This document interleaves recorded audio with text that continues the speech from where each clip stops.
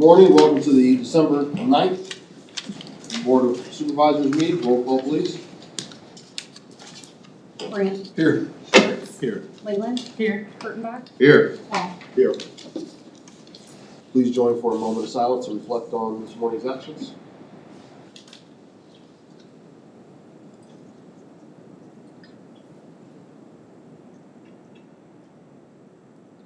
Please stand if you're able to join for the Pledge of Allegiance. I pledge allegiance to the flag of the United States of America, and to the republic for which it stands, one nation, under God, indivisible, with liberty and justice for all. Item 1, agenda is received or is amended. So moved. Second. All in favor, say aye. Aye. Carries. Item 2, public comments. This is time for anyone to speak on an item that is not on this morning's agenda, either in the room or online. Seeing none, we'll move to presentations. These are department highlights of 2025, and we'll start with Yolanda. So good morning, board. Orlando Lovelace, Blackhawk County Veterans Affairs. So last night I left San Diego in shorts and then I had to come and put on long johns. But the guy at the airport that spoke last week, so I flew into Waterloo last night, 11 o'clock, and there was a young lady that was coming from Mexico to John Deere. She's going out to the assemblies. And so she got in with us at 11:30 last night, and she went to the rental place for a car, and of course it was closed, so we had to give her a ride downtown. So if they come back, let them know that sometimes you do have international people coming in looking for, you know, the rental cars that late at night, but at that time everything was closed. And so, but saved a lot of money on parking, I agree. It was only $40 for 5 days, so good deal. But just moving on, so Veterans Affairs end of the year report. You can see that we had to move our used to be mission statement to a purpose statement with the help of with Gabby, but we're still there assisting veterans and dependents with the needs which they're entitled to, and then we know our mission statement and we know our core values. Again, just looking at our commission, and they have done some great things this year. Each one of them have been critical to getting out in the public and letting the public know what our responsibilities are. One of the things that is near and dear to me is the loss of General Holtman. He, since I've been in this role, has been a very big supporter, and we lost him earlier this year. And so, not so much I just wanted to honor him today as someone that has been near and dear to my heart, and it was good that they made a memorial for him over at Memorial Hall and for General Cole over at the Vietnam area. Another one is a fallen veteran, and here's another one. Mike Baker, when I stepped in the role as director of Blackhawk County Veterans Affairs, he's one of my first clients. Working with him up to 6 years, and he just recently died. But the unique thing about Mike is he was first he served in Vietnam, retired as a gunnery sergeant in the Marine Corps. But the unique thing is he joined Blackhawk County Sheriff Department, first as a jailer, and then actually move on to be in the role of Deputy of the Year, as you can see. And unique thing, and I did not know this till we read his bio, that he was known as Maverick at the county jail, because of his cowboy boots. And I'm not sure, Justin, do you wear cowboy boots when you're out patrolling? I have. Okay, so can we call you also Maverick? I'd be honored. Okay. But again, just the unique thing for the year is knowing we have veterans who have served their country but then came back to their community and served it well. And in this case, Mr. Baker, who is Maverick, is an epitome of what we really want our veterans to come back to. Now moving on to our success from January to November, we have to kind of adjust our numbers. But you can see our donations and revenues, The one thing I wanted to highlight, we only took in about $9,500, though when I got back this morning, we had a $1,200 check, we had a $500 check, so they'll go into next month. But last year, we took in $20,000, but we are down, almost 10K, and a lot of that revenue is actually going towards AFIL, Americans for Independent Living. They have a different mission, but the public is accepting that mission, and that's where a lot of our donations, competitive donations, are going towards. It's helping a veteran, so I don't mind, and they have a different mission with furnishing and providing food, so us as a tandem, we're doing great things for veterans. And then you can see about almost $2 million in retro pay from January up to November for claims and benefits for our veterans and their surviving spouses. For the trust fund, we had $73K in total disbursements. And then just recently, we spent about $3,400 in gift cards supporting veterans for Thanksgiving. We're going to turn that around again and do that for Christmas. But also some of the things that we're going to spend for expenditures is also the 28 surviving spouses that lost their significant other this year. We do that in December. So you'll see that when I come back and brief later on.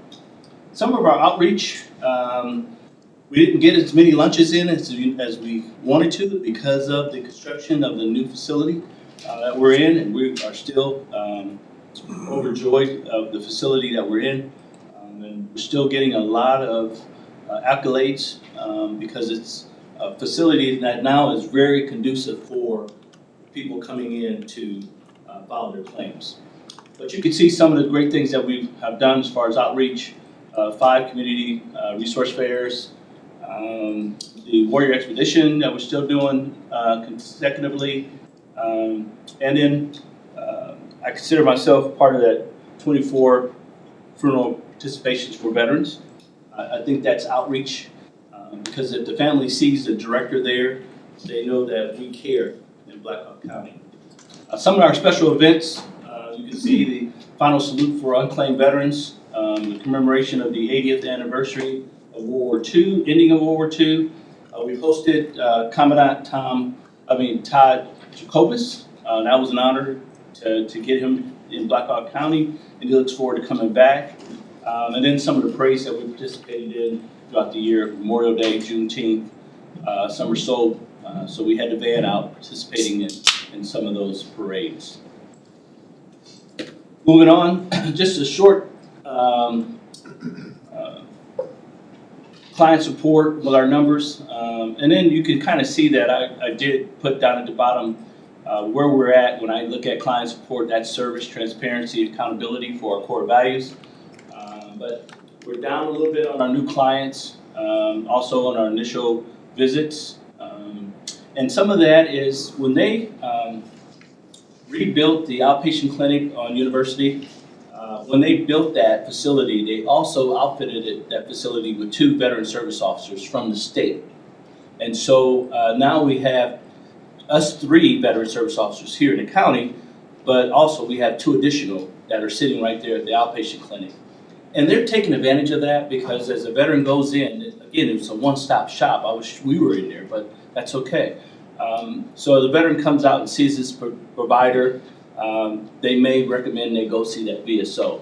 So, but if that VSO helps that veteran that's from Black Hawk County, we still get the credit for it. But they're also helping other county reps because it's a regional area. But that's where we see some of our client downfall from previous years. And then the pantry, 297 food pantry bags that went out, and then we serviced 151 veterans from outside the county. About $3.9 million in monthly compensation right now. We are trying to chase that $4 million. Probably by January when I come back, we'll be at that mark because those statistical data is about 2 months behind. So October's data is at 3.94, and so we're still chasing that based off of the success we had. And then through the year, I just highlighted this, you guys have seen this before, but the UAW, the Ford Veterans Conference, I was going to Black Lake and I was going to Ottawa, but Ford asked us to come and also participate in one of their veteran conferences this year in June. And out of transparency, wow, that jumped out of there crazy. Didn't look like that when I did it this morning. But what it highlights is they were evaluating each person who presented. And I just kind of had those numbers there kind of showing you that I wasn't the worst guy, but I wasn't the best guy. But it was a transparency kind of deal where at least when they asked us to come, they evaluated the wealth of what knowledge that was being done. And so I could look and say, okay, well, at least I outdid my wife, right? Because she was there. So, in numbers. And then just kind of sharing. I am telling. Yeah. And just sharing a couple things. So over the last 11 months, we do get correspondence in from surviving spouses and veterans who we've helped. And I just kind of wanted to share this one. This is one from Rick Reuter. Rick Reuter used to run our ramp committee that went out and did the volunteer ramps. Due to sickness that he's going through right now, due to the exposure to herbicides, he's going through some of those different conditions that's really affected him. But he lost his wife. So we reached out and we sent a card from our office, like we do for everyone, but in this, he replied back just saying thank you. This is what really keeps us coming back, the encouragement part of, are we really helping veterans? When we get these kind of correspondence, we kind of know now, near and dear, we're helping and we're doing the right thing. And then we just want to show some appreciation to the Board of Supervisors and our commission and my staff, because we would not be in this facility if it wasn't for you. If it wasn't for your backing, if it wasn't for your support, we would probably still be where we were. Could we be efficient and service our clients? Yes. But we have, again, looking at, we're getting new input from how we got the doors dressed up. Again, that's from Gabby. We are very proud that we have our mission statement and our core values promoted throughout our building. And we let our veterans know that that's what we stand by and hold us to that. And so it's in the classroom, it's in our office area, and we let them know. But again, just want to thank the departments that have supported us. We want to thank the Board of Supervisors and the county itself for all the great things that we've had this year, whether it's Operation Green Light, some of the picnics that we had, and then, of course, the ribbon cutting for the new facility. Then lastly, just wanted to say happy holidays from a veteran to each and every one of you, and we look forward to upcoming year and all that Santa's going to bring us for whatever presents that we get, right? And that's it. But stand by to address any kind of questions. For the Mayday baskets or the baskets that we've done for the nursing homes, it was 180s that we've done so far. And so we're still doing those, but because of Christmas, we kind of stopped because we're doing the other things with Operation Christmas. But we will take presents out to the various nursing homes, the assisted living and the independent living. Michelle does a great job at getting it. But just standing by to address any questions or concerns. Yes, sir. I just want to, in case Stacy's not listening, just give her thanks for expeditiously getting some paperwork run through for me probably a month and a half ago. So thank you to her for that. And then the second thing I was going to ask you though, I had a fourth member of my former platoon died by suicide early November, and he left behind 4 kids and a wife in Oklahoma. And I'm wondering, would the process, like, how does the VA get notification, like, to make sure that she gets the benefits that they're entitled to going forward? So depending on what county or what state she's in, because we've had 2 here, where we help the surviving spouse get their benefits based off of that. The unique thing when it comes to suicide, the veteran has to be service connected for post-traumatic stress disorder. If the veteran is service-connected for post-traumatic stress disorder, we can now translate that to what's the cause of the death. Okay. Because the VA looks at what causes the death. And in cases of suicide, those are the most challenging though. But she should reach out, even call our office, and we can help her establish that. What needs to be done though is that needs to be annotated on the death certificate. Yeah. Right? That most time they do that is death by suicide. And then we look at what their disability that they were getting, if they were service connected for PTSD, we send that into Minnesota. Minnesota makes that determination, but they normally translate those two together. Okay, so generally speaking, and this is in Oklahoma where it happened, but regardless, the process would be the same. The process would be the same. The widow needs to get in touch with the VA office there. Okay. So that she can get the entitlement that I think due to her, which is the DIC, which is about $1,600 a month tax-free. Okay, excellent, thank you. Yolando, I know at the bait ride, when we were over there at Cedar Falls, that's getting that started, I had 3 separate people come up and say how much they appreciated having me there that day. So thank you for your time and effort in that. They've really felt your presence there that day. Yeah, but I'm not gonna ride a motorcycle. No, no. I actually wanted to take their class so that, again, I have that enthusiasm for speed, right? So. Use my 4 wheels. Well, he was talking about 3 wheels here for a But while. I was talking about 3 wheels. But yes, sir, I look forward to BAIT next year. They have been very supportive of our office. They have donated every year in support of our office. So yes, I'll continue to support BAIT as long as I'm in this position. HR. Thank you, guys. Again, appreciate you. Thanks so much. Next up, we've got Sandy with the close. Good morning, Board. I just have a few comments this year that I'd like to make about our office.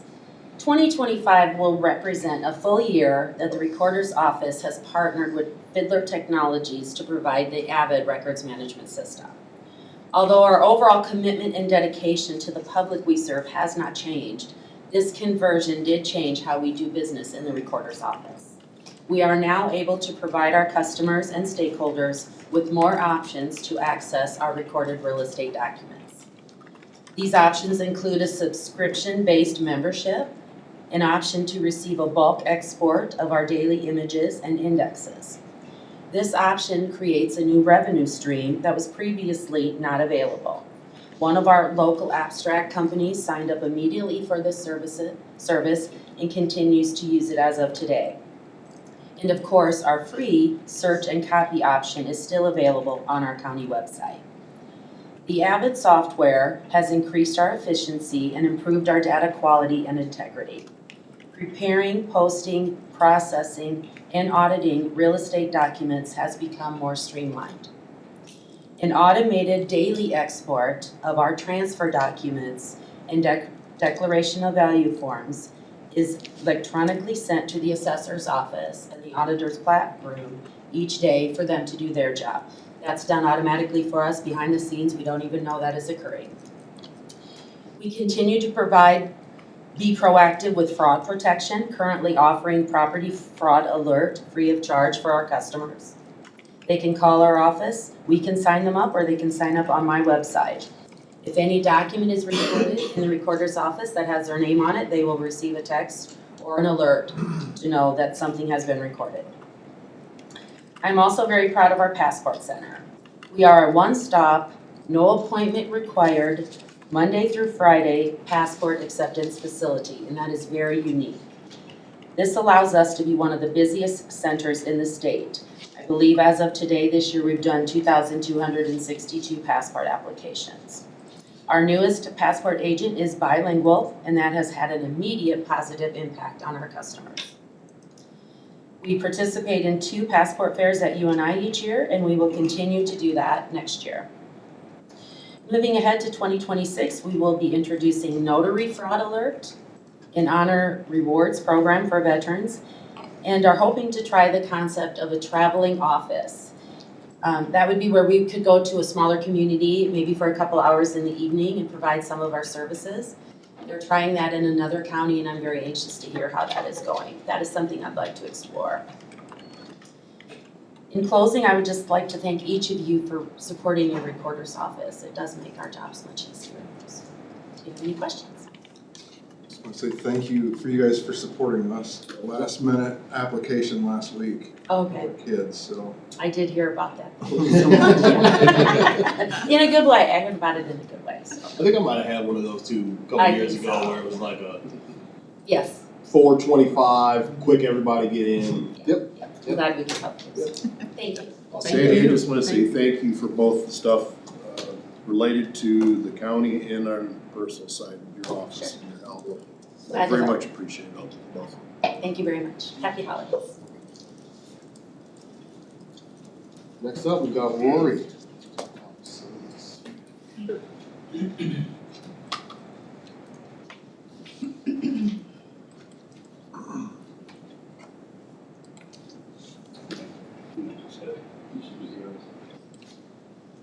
Good morning, Board. Rory Giving, Facilities Director. Just want to thank you for allowing us to showcase some of our highlights throughout the year.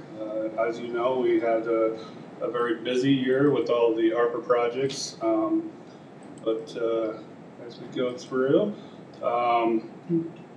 we did this last year. We gave you a total count of our work requests that we received in our department. This is really a testament to our staff.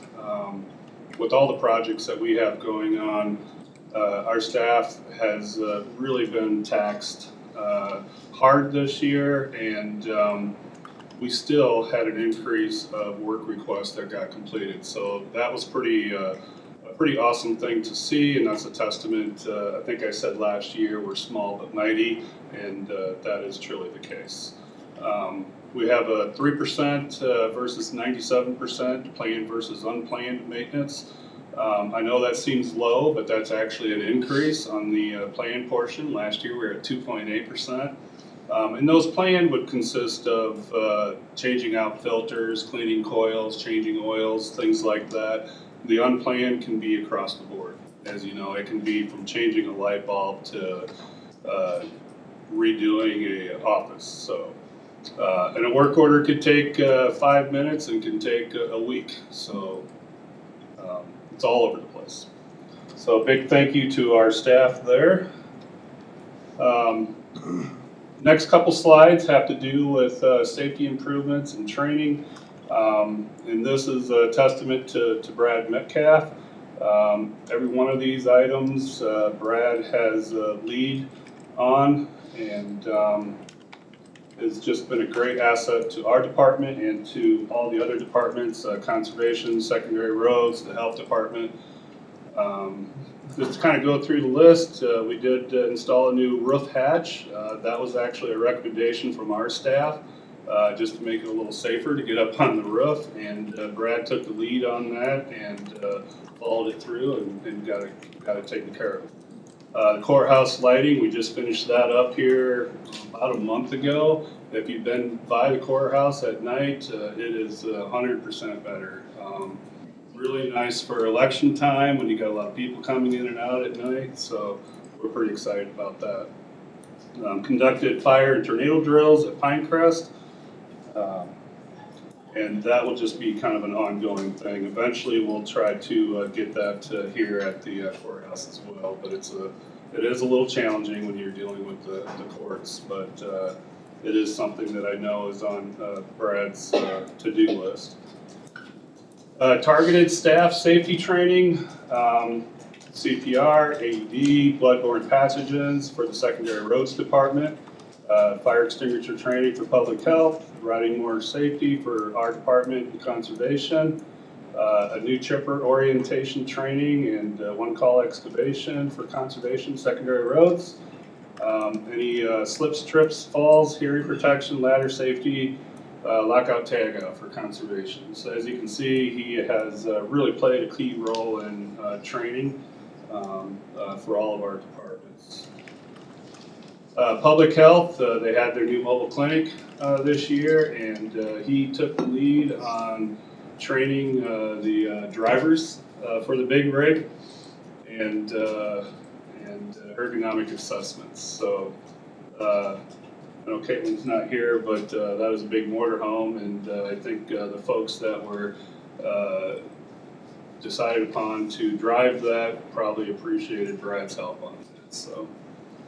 Conservation, seasonal employee safety, orientation, distracted driving training through ICAP. He has developed a new online incident report system, which is ready to roll out, and he is co-champion for the strategic planning priority number 4, safety and security, which I believe we've met 4 times now, if I'm not mistaken. And we are making some headway there. So hopefully we can get back in front of the board and make some good suggestions on how to improve. Sorry in advance, someone learned how to do circles on PowerPoints, so I thought it was pretty cool at the time, but it is kind of busy. As you can see, the courthouse, we had a lot of projects. We had 8 projects. What you're seeing here, these are all complete. The break room, huge success. Got many compliments on that. The conference rooms, the 3 offices down in the basement, the treasurer's department, the nursing mother's room. I would say that that was definitely a success, and we're heading in the right direction there. We've got a couple that are still pending, or in progress, I guess. The one on the left, that's just a snippet of what our building automation for our air handler looks like. So we're in the process of building that system now. I know you probably noticed last week in the boardroom, it was like 110 degrees in here. We're still struggling. We're still kind of in the middle of getting that system up and going. But this is just a snapshot of what we look at when we're making adjustments. So it's a pretty nice system. Primary county server room, working close with IT on this, and we're getting closer and closer. We're going to be probably coming up with a cutover dates here soon, and it's got its own fire suppression system. It's a dedicated room with redundancy cooling, which is huge for us in our existing room. We have cooling that is provided from the building, but then we also have a separate air condition. And over the years, I can't even count how many times we've had to come in on the weekends or after hours just to adjust temperatures and just to satisfy that room. So we're pretty excited that we're going to have some redundancy there. We shouldn't have any issues moving forward. Over at the jail, the building automation HVAC upgrades. Over on the left, that's one of many cabinets for our new control system throughout the jail. The middle one is 2 rooftop units, and then which provide both heating, cooling, air ventilation to the kitchen, which has been very well received.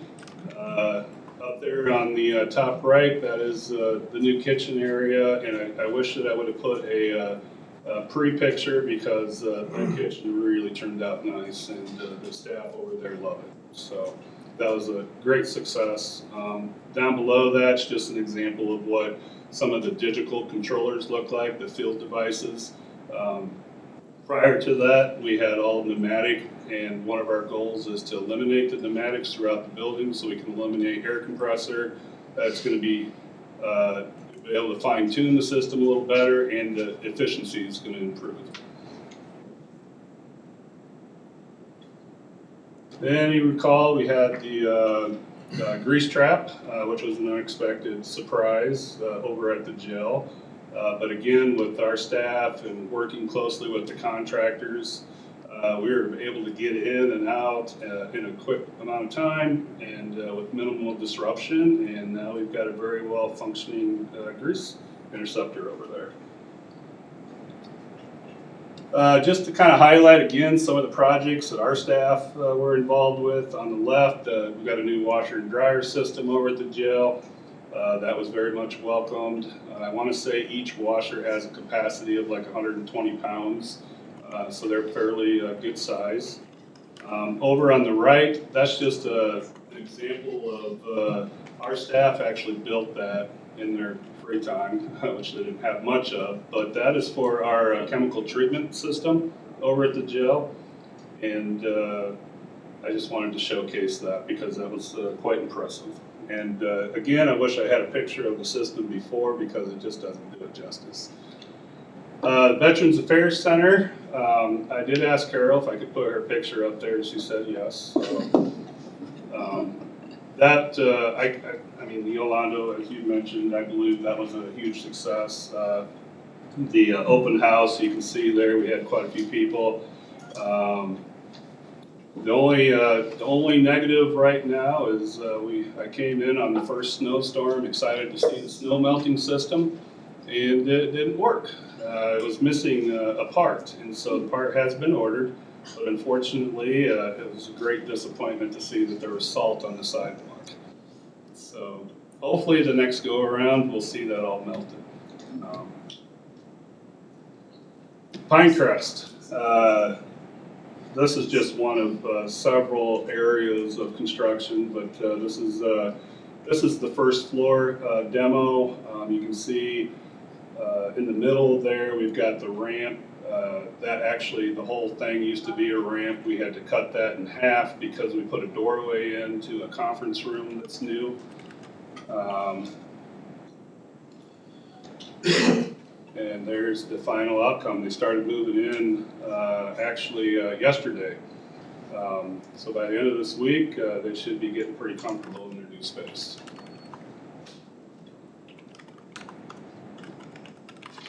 HVAC upgrade at Pinecrest. As you can see, we've got a crane in dropping the new air handling unit. That unit also is capable of providing some additional heat, but most importantly, it's going to provide fresh air, improved fresh air throughout the building. So the existing system was much smaller than this unit and was in dire need of replacement. And this one's going to sit on the outside of the building. It's going to be much easier to work on in the future. And they said a 400% improvement in air quality. That seems pretty excessive, but it will definitely improve the air quality in that building. So we are excited about that. Over on the right, that's a picture of a fan coil unit.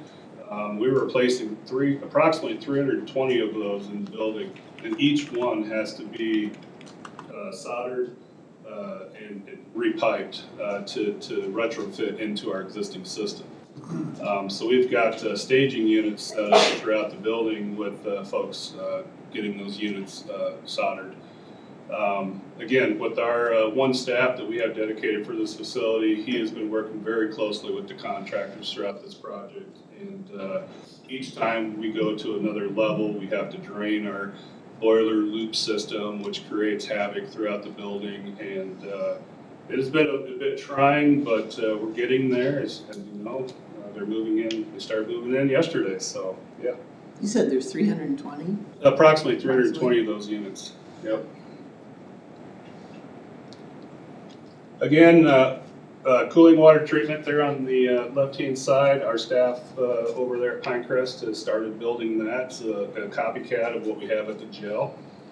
Over on the right, that is when we moved DHS out of first floor, we had to have a staging area, so we occupied the chapel. And Carol, just a huge thank you. She spent a couple days over there physically helping moving equipment and desk and filled that room up and just managing that operation of getting a whole department moved and deciding what to keep, what to continue to take on to the next floor was quite a task. So a big thank you there.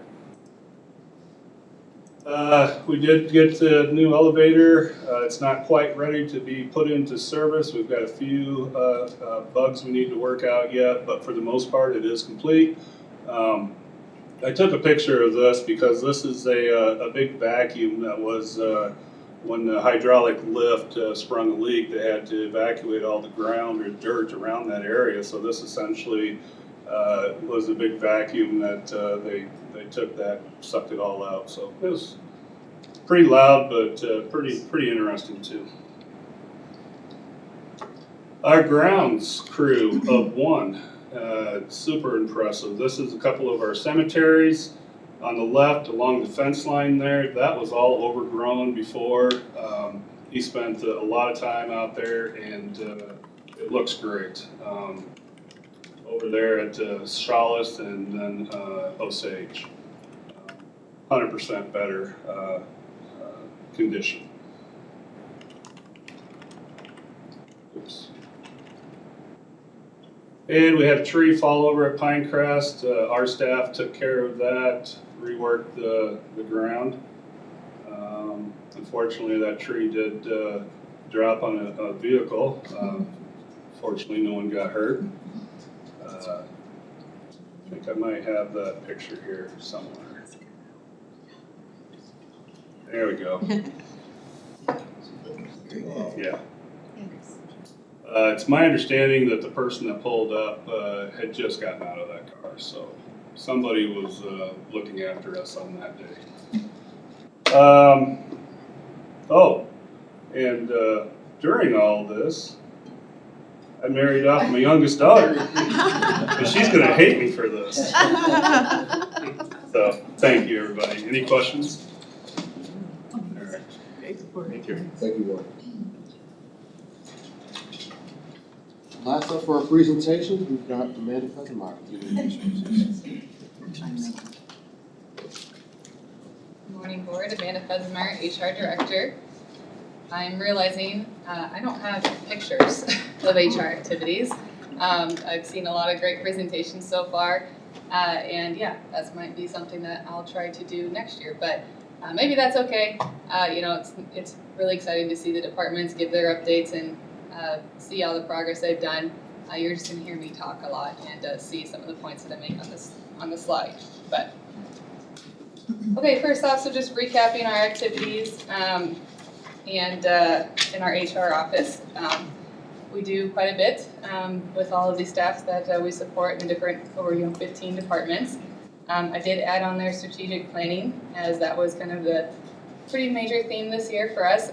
Really excited for us to be a part of strategic planning. Really reinforces that the HR department is a partner with the different leadership here at the county, and that while we do a lot of transactional type activities such as assisting to help support payroll, there's a lot of transformative things that we can be a part of, like strategic planning.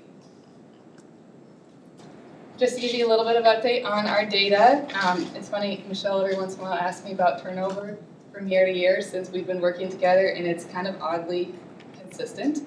As you can see, we hired 67 new hires in 2025, and last year we hired 67, which is kind of interesting. We had a few less separations, which means our turnover went down from the previous year. If you recall, when I've talked about turnover, for our industry, 15% is kind of what feels normal. And I would say this year's felt that way, that we've noticed that it slowed down a bit with the turnover, we've had more retention, and we're just above what I would consider kind of that benchmark for the government industry. So it can range a little bit from certain job classifications, but that's where we stand as of this year. Just want to highlight a couple new job classifications that we supported the departments with and highlight those. So first is our civilian sergeant role in the sheriff's office. Very proud of this role and appreciate Sheriff Neff's openness to looking at other career paths for civilian roles outside of just a sworn or outside of the sworn officer role, such as a deputy or sworn sergeant. We've also had a communications shift supervisor that was implemented about a year ago with our communications dispatch department, and have plans to continue that with another shift supervisor role. In our elections office, our auditor, Karen Showalter, implemented an elections technician role, under the Unit 1 collective bargaining agreement, and that was a lot of the changes and how that role has evolved in elections have become very data heavy, very IT heavy, so excited for that. In the Treasurer's Office, Motor Vehicle Title and Registration Tech 2, this was a kind of upgrade from, and looking at again those career paths and recognizing different levels of complexity within that type of role. So thank you to Linda Hinsman for that support. And then the rest are all from public health, and most of these are grant funded. So we have the Community Initiative Coordinator that, as well as the Family Navigator, those two are under one grant. We've had a really great experience working with public health to support this. I think it's probably the most at one time grant supported positions we've put since together since I've been here. So those are three roles. The initiative coordinator is a non-bargaining role, and then the family navigator is under the Unit 8 collective bargaining agreement. We have a social worker position, which was kind of repurposed from, I believe, a TV LPN nurse role that Caitlin helped kind of carve that out within the community program for public health, and then disease prevention specialist for substance abuse. All right, collective bargaining. So we added a new collective bargaining agreement this year. Unit 9 is what it's being referred to. It's under IBEW for public, and it's a public safety union for our sworn sergeants. That was in effect July 1st, and we completed negotiations. I believe it was January or February that those were finalized and approved by the board. So appreciate the payroll team working with us to get everything aligned for accruals, benefits, and different pay steps and structures. And integrating that new union, and so far it's been working.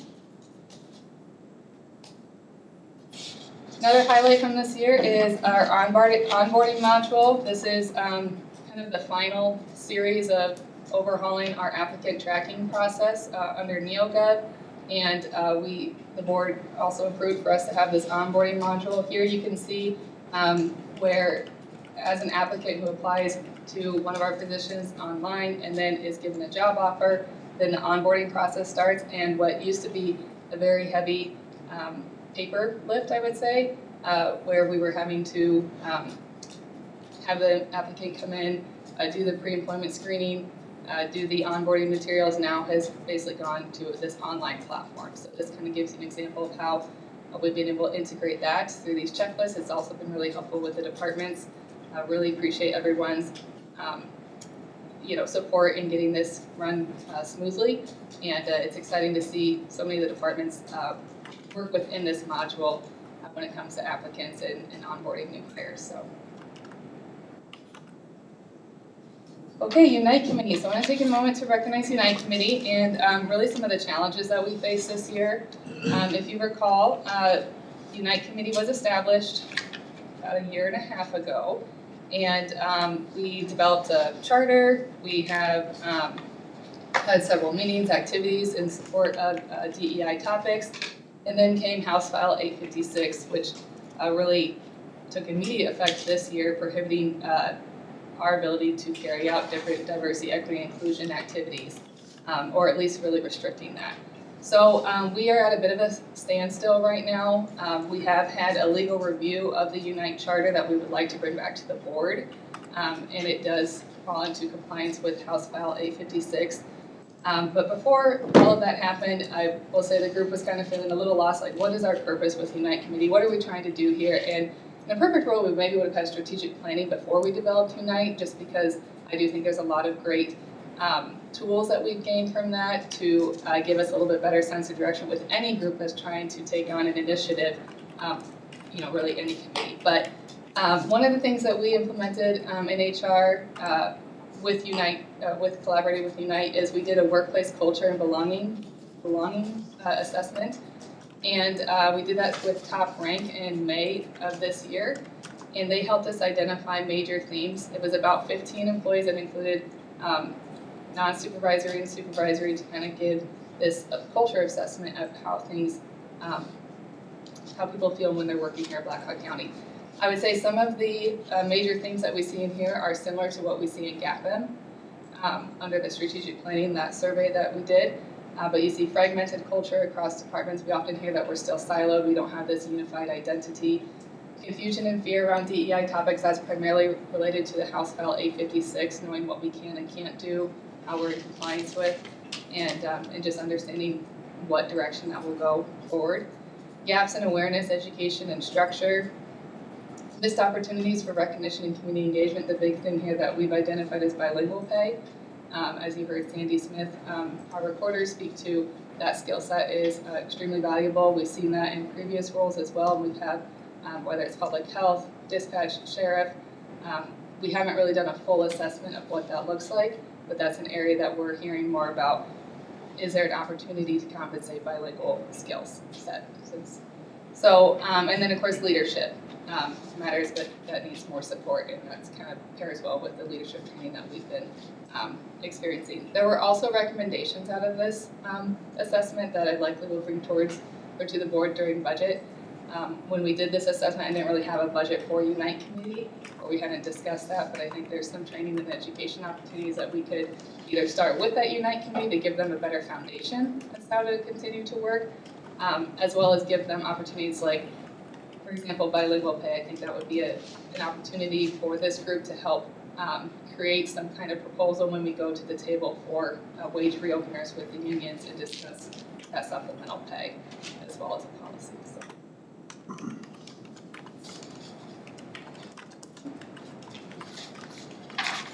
All right, I do want to highlight policy review committee and the members, as well as a few things that we've been doing. So I would say this is this year marks kind of a milestone for us because we actually got to a consistent meeting schedule. We started meeting once a month. Not everybody could make it necessarily, but we did expand the group as well. Previously, we had just 2 board members, the auditor, Attorney Mike Trinan, and myself. And we discussed after having new board members and newer elected officials that we really kind of need to broaden this group to have more perspectives in the actual policy review and development. So thank you to everyone listed here. I know some have changed. We do technically have a vacant position for the board on this policy review, and it's kind of an informal group at this point. As we learned earlier that the board this year with having legal experts come to the board and talk about the board's role and everything, policy, I guess, really falls under the Board of Supervisors. So we've had a lot of discussion. Is this really just a review? We're reviewing existing ones, or is this creating new policies? And that still continues to be somewhat of a topic of discussion, but I think right now we're trying to push any new policies, go to the board first to determine, is this the direction we want to go? If so, then if the board wants to do that, then we'll go forward with creating those policies. But we reviewed, right now we've only focused on Board of Supervisor policies, so we haven't gotten into like non-bargaining or the handbook. That primarily because those were some of the oldest ones, the Board of Supervisors policies. We've reviewed, or at least when I say oldest ones, I mean they haven't been reviewed in 19, 20 years. A few of those dated back to 2006, and we didn't really even understand what they were. Everyone listed here, as well as other board members, I think almost all of you have served in some capacity at a policy review committee for that vacant position. Appreciate everybody's support and expertise and interest in trying to move this forward. We're still learning with this, but we have reviewed 16 existing Board of Supervisor policies. We've developed 3 new ones that you can see there. And again, we're on a monthly meeting schedule. And I really thank Mike Trinan for all of the effort he's put towards policy review. It's a tremendous amount of reading and researching and understanding, and as well as the other team members, but I tend to lean on him quite a bit for this. As for me, in HR, it's mostly looking at the handbook and the non-bargaining policies. When we get into bidding, or we get into capital assets, or some of that, it's not an area that I really heavily lean on Mike, so thank you. It's pretty deep. It does, yep. Yeah, it sure does. It's been a lot of work, a lot more than I think we ever thought, and can understand a little more why we didn't do a regular schedule for so Yeah, so long. we're thinking maybe quarterly now. We're kind of thinking maybe we don't need to do as, and we have kind of paused. We're kind of just focusing on the 16, so we can kind of get through those, get those to the board, say these have been reviewed, these have been updated. But yes, every month that monthly meeting comes around pretty quick, and there's a lot of work to be done in between. So, but. All right, training and professional development. Again, we'd just like to give an update what we've done in the last year. So for employees, there were several opportunities, the positive conversations and not so positive situations. That was done back in the spring, and that was well received as in a lot of well attended sessions. Then, of course, we had the Leadership University in the fall that a fair amount of our budget went towards supporting that for employees to attend. We had about 30 that made it to 6 sessions over about a 2.5 month period.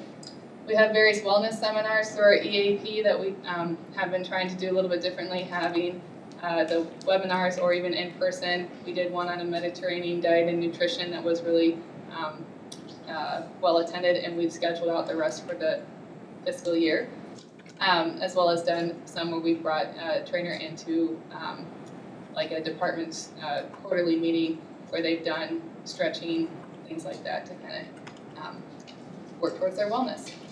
Managers and supervisors also attended employment law for today's manager. That was back in January.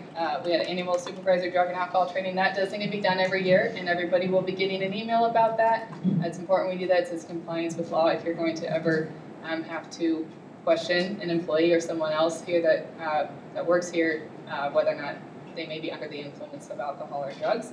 So important to make sure and attend that. It's either an hour training or a 2-hour refresher training if you missed it last year or are new to management.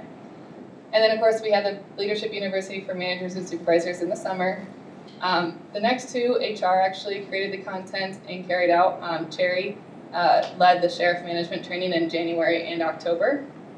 And then Anna has been leading the training for onboarding and coaching newly hired team members and working with the managers to understand that probationary period and how to set someone up for success, and to give that kind of feedback and coaching. It just started out from when they first start here. So, and then HR, we attend the annual training conference in Portland. Cherry and I attended that. That was the first time I got to bring along a staff member. I really appreciate that. Anna and I'll be submitting a travel request for she and I to go to North Carolina for the this year's annual training conference. And I am trying to encourage a couple other, one of the things we learned from the consultant in strategic planning is that he said you should go to your own annual training conference, but you should go to someone else's in your department. And so I have invited Gabby to the next HR one, which is in Dallas. And I think, and I'll probably be connecting possibly with a few other people throughout the year that I might just say, hey, here's the budget for it if you'd like to attend, especially anybody in management or a director, elected official role. There's a lot of great insight to gain from these conferences, because if you're in management, you're in HR. That's what we usually say. But, okay. Other highlights, HIPAA committee was really active this year. I want to just thank Toki Selby, she and Taylor Hoffner, both of public health. Actually, Toki is now under IT, and as well as the other committee members, Clint Hardman, Al Yu, Heather Prendergast, Mike Trinan, and Caitlin has also been a part of that. We reviewed the HIPAA manual. We are very close to just finalizing that. There's a lot of work that goes into as we're learning that we have to be compliant with and understanding how HIPAA is different for an organization like within HR versus somebody like public health, and who actually has patient data and responsible for carrying out those HIPAA compliance. So we appreciate the AI that Al and Clint have used to put together some training. Because it's not the most fun topic, but it's one that we do have to make sure people are oriented around. We implemented telework this year, and right now we have about 50 people, primarily staff from public health, that utilize, that turned in and completed telework agreements. We have some in IT, HR, attorney, and maybe a couple other departments. Those are the ones that are consistently working at least 1 or 2 days remotely. So. We'll see how that continues, but so far I haven't heard any complaints, and I think it's working well.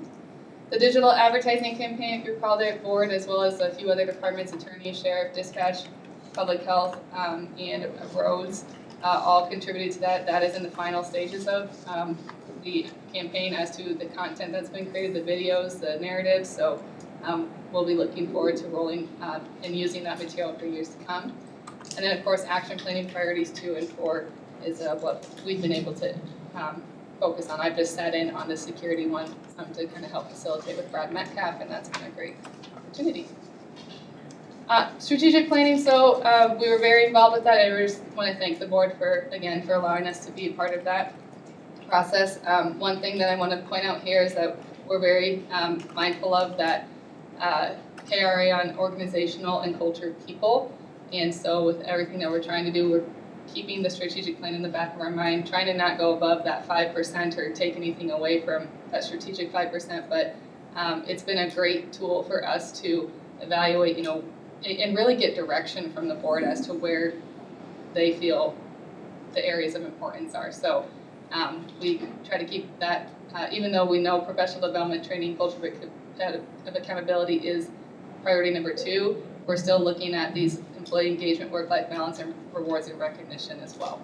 So, and my understanding of this is that at some point the departments will have kind of their own strategic plan possibly. Like this is, like as we've learned, it's not just a one and done, it's something that we continue. So we will be putting that in our budget as to how to engage or continue that from our department as well as across the whole county. Looking ahead, so this accountable culture management, the consultant from Strategic Planning, Ted Garnett, has contacted me about that this is part of the next phase within that second agreement that you all have. And we will have another round of GAPM coming up, and then how we use both the GAPM and culture roadmap within this accountable culture management. Right now, the group for that hasn't been established, but he's recommended the 3 HR representatives. He's recommended the Board of Supervisors, and then as well as another department head. So I don't have a ton of information on that right now, but that will likely be kicking off at the end of January. So I will be beginning with you, trying to identify one of those, another department head, elected official, and a board member to help with that process. One of the things Supervisor Kernbach had asked me at the end of the leadership training, what does HR need from us, and I really emphasize this performance management is kind of hanging over our head right now. We have a tool that cites the former mission, core values. As much as I'd like to just create a new tool, I think we need some support with performance management, expectations, and what that looks like, and I think that accountable culture management can kind of help with that. But performance management isn't necessarily done consistently across the departments, and ours included. It's not one that sometimes you hear about private organizations and I've got my annual review, or they have this whole thing centered around, and that's an area that I would say for public sector we're not alone, where most public sectors it's a challenge to how we do performance management and how we do it consistently across very different departments. Like I said, the tool right now, what we try to emphasize is just focus on coaching, right? So focus on getting your one-on-ones in, documenting those one-on-ones, having feedback to your employees. The performance tool will come, so I don't want people to think I'm not telling you to not do performance management. I just, I don't want to create a tool and then it's like, this isn't what we meant by accountability. This isn't what we meant by innovation. And I want to kind of get from your perspective, how do we want to integrate the mission and the core values into performance management? I don't just want it to be necessarily a copy and paste. I want to make sure that it's a discussion and one that we understand, so that the first thing we're not doing, I guess, or is giving a review on somebody as to how they're not accountable, or even how they are accountable when we don't maybe fully understand accountability and how that value fits, or it could be efficiency or service or innovation. So, and that's just one I want to be mindful of, that I think we need some support as to how you want that to look within a performance management system. And so, and then of course there's other factors that go into how feedback and reviews go, such as job quality, job knowledge, initiative, things like attendance and things like that. But yeah, that's something that I told Rich we could probably use some help on, or at least some support partnering with, and to spend some time on that. Otherwise, we're continuing to work on action planning priority number 2. As I said, wage reopeners will be coming, so we'll be looking at engaging with the unions next year for the wage reopeners effective fiscal year 28, and then for fiscal year 29.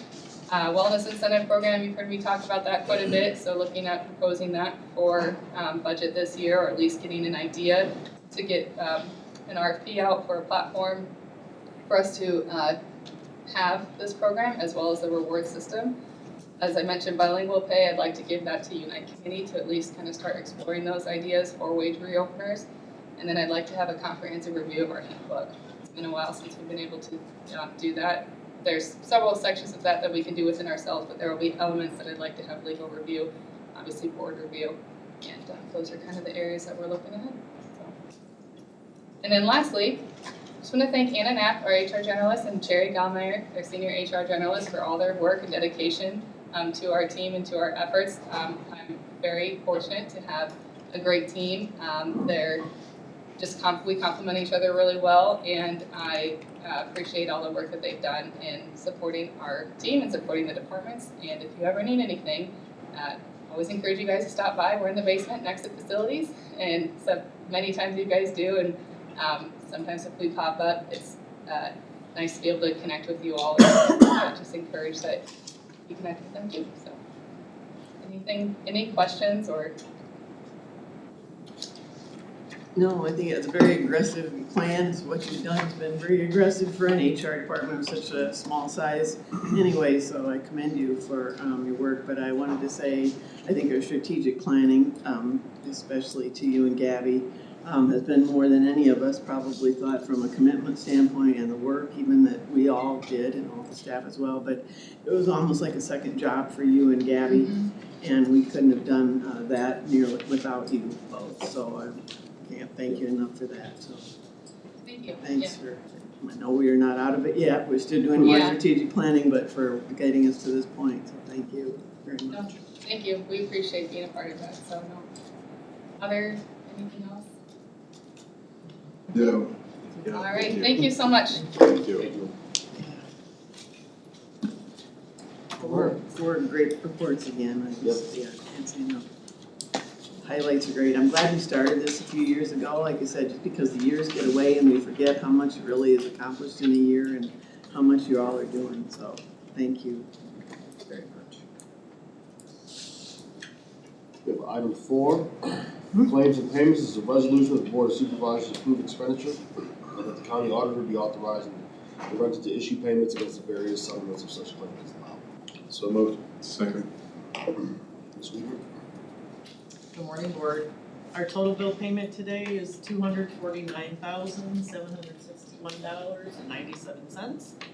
The 60/40 fund is $3,041.72. Not too many large or significant payments today. There are a couple, ones that we'll probably all find interesting. We're making a payment on the Base Point building automation that will hopefully prevent us from having 103 meetings. That's $35,000. And also making a payment, you saw some pictures of the elevator improvements at Pinecrest. We're making a payment to Schumacher for that of $40,541.25. Everything appears to be in order. Any questions today? We've got a motion and a second. Roll call, please. Schwartz, Yes. Leyland, Yes. Kurttenbach, Yes. Rand, Yes. Paul. Yes. Item 5, receive project updates from department heads and elected officials. Good morning, Board. Kathy Nicholas, engineer. Our secondary roads crews are getting ready for what could be a blizzard tonight and tomorrow morning. We will be out during the daylight hours tomorrow, plowing snow if it begins to snow. We are expecting really high winds and most likely blowing snow. We are hauling sand and salt from Longfellow out to LaPorte and Elk Run, those shops that have the hoop buildings that contain the sand and salt. And then just doing some general cleaning of the plows and graders this week. We have installed, I told you earlier that we installed a snow fence along Independence Avenue, or we worked with those landowners to not remove the standing corn on portions of Independence east of Canfield Road. And that seems to be pretty successful. It has helped with some of the heavy drifting that we've experienced in other portions of the county. And we are looking at, of course, other areas of the county that we may be able to implement that for future seasons. So can I answer any questions at this time? Kathy, just a quick question, because they're talking about possibility of ice this afternoon as well. How do you guys determine how much brine or how much salt mix with that you put down where? As a pre-treating, treatment, you mean, Yeah. or during the event? Both. So, It's just kind of interesting Yeah. that, you know, being responsible for it now, when we get Yeah. calls. so, we are not like the DOT and they can be more proactive in pre-treating the roads with the brine solutions before an event. They'll look at the forecast and see if that's appropriate. We don't have those capabilities. We do, occasionally, we do apply it on Cedar Wapsie Road, Elk Run Road, and portions of Dunkerton Road. If we know that it will be effective, we will go over to the city of Evansdale and purchase or get some brine and then apply it. That's really the only route we've been doing that on, because we're just really not set up to do that like the Iowa DOT. Then during the event, our capabilities are just sand and salt as they're coming out of the snow plows. The areas you mentioned, the people I get called about, so Sure. thank you for the good input. Absolutely. Thank you.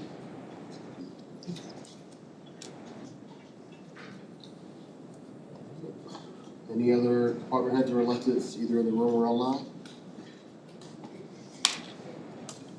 Move to item 5, receive project updates, item 6, minute approval for December 2nd, 2025. So moved. Second. All in favor, say aye. Aye. Motion carries. Item 7, hearing, excuse me. At 9:05, Raymond Road HMA project LFM 5031-7X-07, and at 9:07, Washburn Road bridge repair project LFM 30387X-07. The consent agenda is item 8. The items listed below will be acted upon with a single resolution without separate discussion unless someone from the board or the public requests that a specific item be considered. So moved. Motion and a second. Roll call, please. Leyland, Yes. Kurttenbach, Yes. Schwartz, Yes. Grant, Yes. Paul. Yes.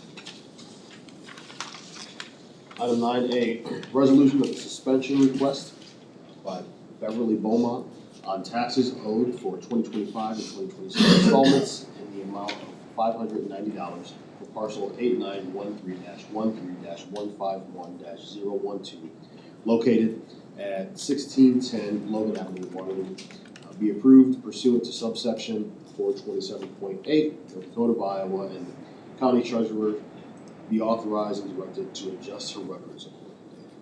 So moved. Second. So, roll call, please. Kurttenbach, Yes. Leyland, Yes. Grant, Yes. Schwartz, Yes. Paul. Yes. Item 9B, resolution to approve the abatement of property taxes for the 2021 and 2022 tax years for inactive parcel number 8812-35-326-020 located at 7519 Ness Road, Waterloo, owned by James Lee Jenkins in the amount of $315 pursuant to subsection 445.16 of the Code of Iowa, and to authorize and direct the county treasurer to adjust her records accordingly. So moved. Second. Roll call, please. Grant, Yes. Leyland, Yes. Schwartz, Yes. Kurttenbach, Yes. Paul. Yes. Item 9C, resolution, in an effort to support and ensure that individuals with serious mental illness have access to safe, stable, and therapeutic housing within their home community, the Blackhawk County Board of Supervisors confirms that the expansion of the intensive residential services home located in Waterloo, Iowa, from 4 to 5 residents does not create an overconcentration of home and community-based services. Members within the county or surrounding areas. Signing of this acknowledgement grants permission for Elevate CCBHC to utilize the 5th bedroom in the Waterloo IRSH home as approved by the Iowa Department of Health and Human Services. So moved. Second. Discussion wise. This is just making it clear. I think they came to the meeting and that was, yes, I know. It was a shortened one, I think, because Jennifer couldn't be here, but that was really just getting that authorization. Thank you. Leyland, Yes. Brant, Yes. Kurttenbach, Yes. Schwartz, Yes. Paul. Yes. Item 9D, resolution to amend the minutes of the Board of Supervisors meeting on January 28th, 2025, which say that the multi-department remodel project was approximately $3,500 over budget for the finished work around the auditor's office and conference room to instead reflect the accurate amount of $3,516.74 of project contingency funds requested in addition to the project allowance of $12,755.69 previously approved to be reflected on the final project reconciliation. So moved. Second. Roll call, please. Brant, Yes. Kurttenbach, Yes. Leyland, Yes. Schwartz, Yes. Paul. Yes. Item E, motion that the travel request submitted by Richie Kurtenbach, County Supervisor, be approved and to direct the chair to sign for same mileage cost of $96 to attend the ISAC District Supervisors meeting in Dubuque on December 3rd, 2025. So moved. Second. All in favor, say aye. Aye. One abstain? Yes. Motion carries. 9F, motion that the travel request submitted by Richie Kurtenbach, County Supervisor, be approved and direct the chair to sign for same, cost of $426 to attend ISAC State Supervisor meeting in Des Moines on January 29th, 2026. So moved. Second. All in favor, say aye. Aye. One abstention. Motion carries. Item 9G, discussion and possible board action with the FY26 Community Services Fund.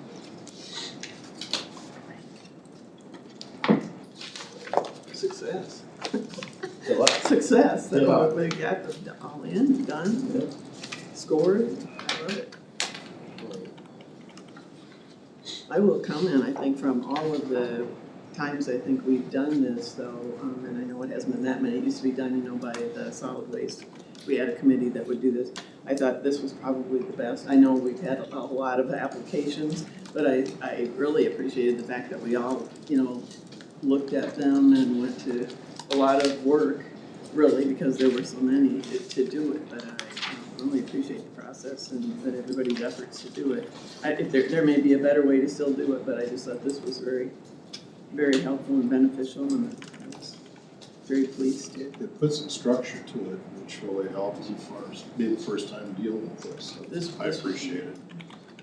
Yeah, it certainly demonstrated a large community need, right? Oh. Yes, we budgeted $100,000, we had over $500,000 in requests. And this year, probably more than others, in all honesty, at least in my recent memory. I've seen the need, I yeah, can feel for that sure. need Yeah. the need really is- sort of tangibly throughout the community, so. Yeah. I think that, I agree, I like having it in front of us this way, us all having some sort of skin in the game in grading and evaluating each of the proposals. Because it was always difficult doing it, I think, here collectively. And, going through each one and everybody having their various feelings and, strengths. So, yeah, I thought this put it very objectively, subjectively. I do think it still leaves us with a little bit of, now what? Of what is our method? How do we determine allocation of dollars based off of the grading? I have a recommendation for it if you'd like to go over that. Based on what? Based on the scores and what we had here, and then what the requests were. And I can go through them if we feel it's appropriate at this point to look at that. Go for it. Yeah. Because of the matrix and how it was laid out, it really helped in making some of this, in my opinion, the process of where the dollars should go. So number one was Community Christian Development, House of Hope. The request was $30,000. I'm recommending $15,000. Oh, you're just breaking out Yes. recommendations that you're making. Right. Number two was Friends of the Family. The request was $20,000. I'm recommending $15,000. Number three was the Boys and Girls Club of Cedar Valley. They requested 30,000. I'm recommending 12,000. Number 4 was Elevate Housing Foundation. They requested 10,000. I just noticed I got those backwards. Recommendation is 10,000. Match their request. Operation Threshold was number 5. Their request was 20,000. I'm recommending 12,000. So if you back up, saying you said elevated was 10 and you recommended 10? Because that was what the request was. Oh, all right.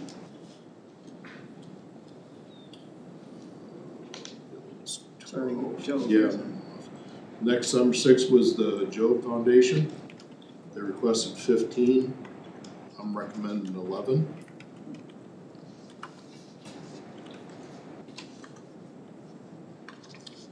Number 7 was Iowa Legal Aid.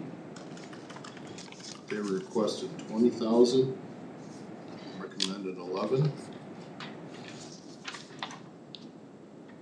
Number 8 was Cedar Valley Preschool and Child Care Center. They requested 4,000. I'm recommending 4,000. Number 9 was Vision to Learn. They requested 15,000. I'm recommending 5,000. Number 10 was Go Transportation. They requested 5,000. I'm recommending 5,000. And if I got these right, I believe it comes to $100,000. Michelle, I have a question for you, or and Mike, maybe. If we allot dollars to organizations, would we have the ability to put somewhere, could we legally audit maybe to see where some of those dollars are going? And there's background to this, which is why I'm even asking you this, but. Absolutely, it's in the agreements that we can audit these recipients.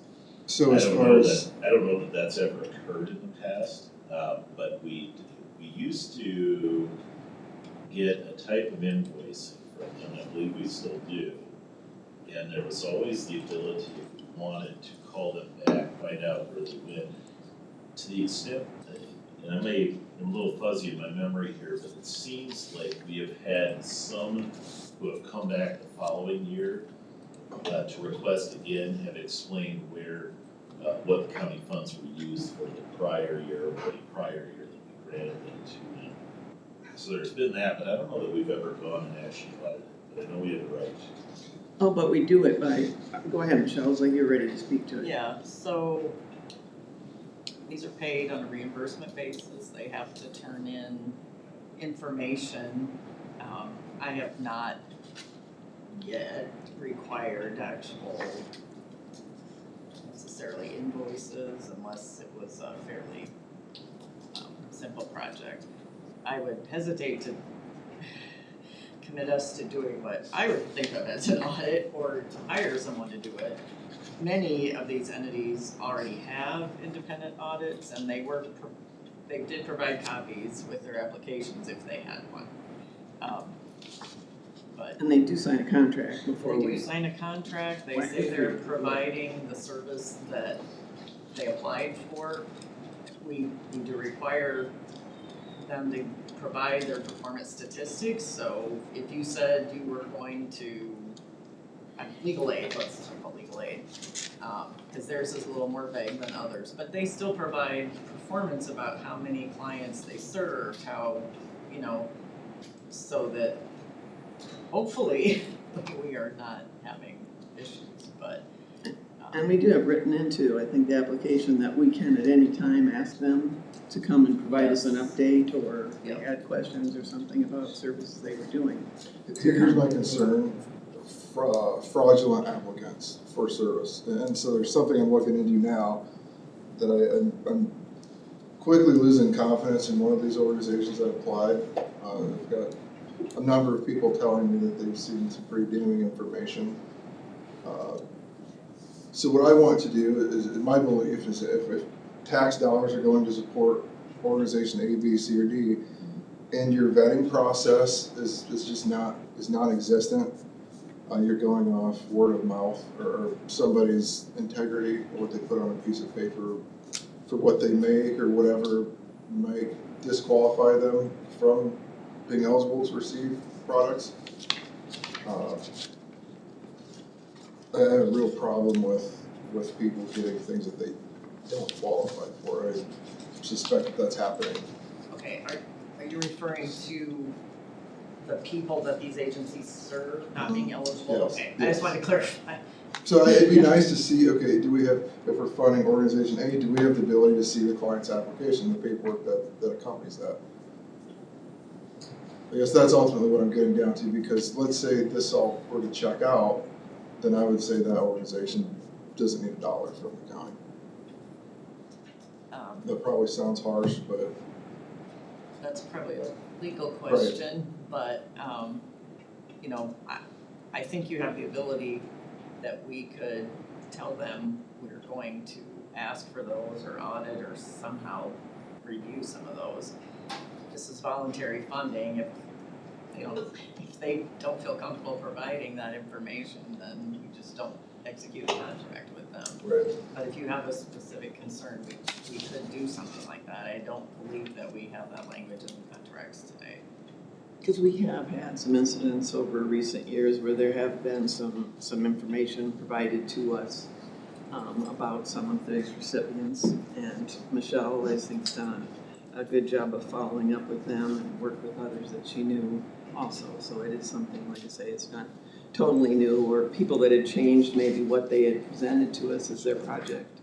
And that, took a little bit different parameter too. So there are things that maybe aren't quite as cut and dried as you think sometimes when you see it and make that. So, but if there was something that we are funding and think not the organization's good, but it's just some of maybe the way they're handling the clients or whatever, certainly. Yeah, I'm trying to untangle some of these things going on, but Mike, I'll get with you afterwards and discuss things in detail maybe. And you're talking about follow-up on what the money's actually going to within these organizations and recipients, right? Well, let's say I just mark down that I only make this much money, and there's only so many people in my household, and you don't require any proof. Yep, they're not following up to ensure that there is, that people qualify. And let's say those dollars have to be exhausted by a certain time, and if they're not, all that money goes back to wherever the source was, and now we get kind of given to whoever.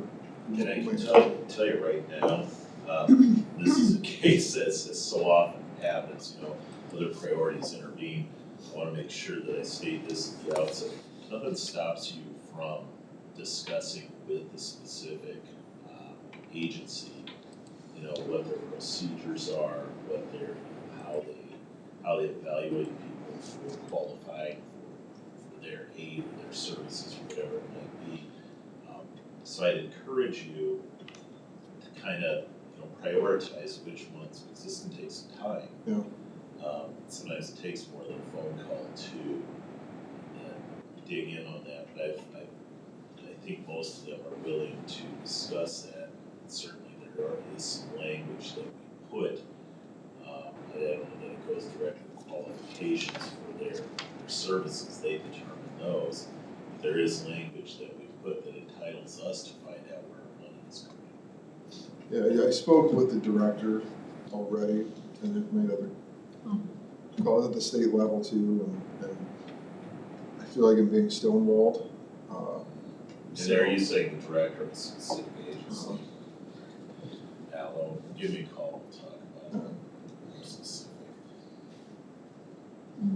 I would feel fine holding until you get some answers, Justin. I mean, I just make recommendations to start some discussion. Yeah. I think we gotta move forward today with it. But I think there's also probably some, as I was sort of going through, I was trying to reconcile in my head, we've listed 4 priorities for us, and perhaps this is just a thing that we need to do moving forward is allocating dollars based off of our own priorities that we've identified through our strategic planning process. I don't think that, we didn't, with this list, for instance, that doesn't touch economic development at all. Meanwhile, we said that was one of our key priorities, and, budgets tend to be very telling. A governmental body's willingness to expend dollars demonstrates true priority. And so if I think they're either in the construction of this program, and that would be a future year, or if we can come to some resolution with this, I think that it does help.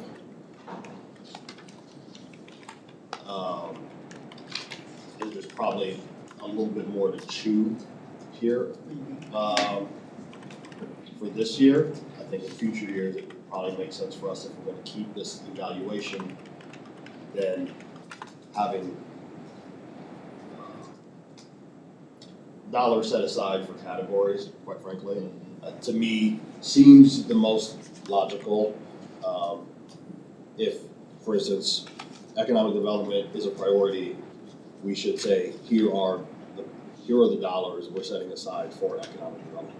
Well, I think we're talking about priorities still in strategic planning in those focus groups, and I don't think we've had the results of those yet, so those could be opportunities still for Correct. something separate from this. Correct. So there is a lot to probably consider.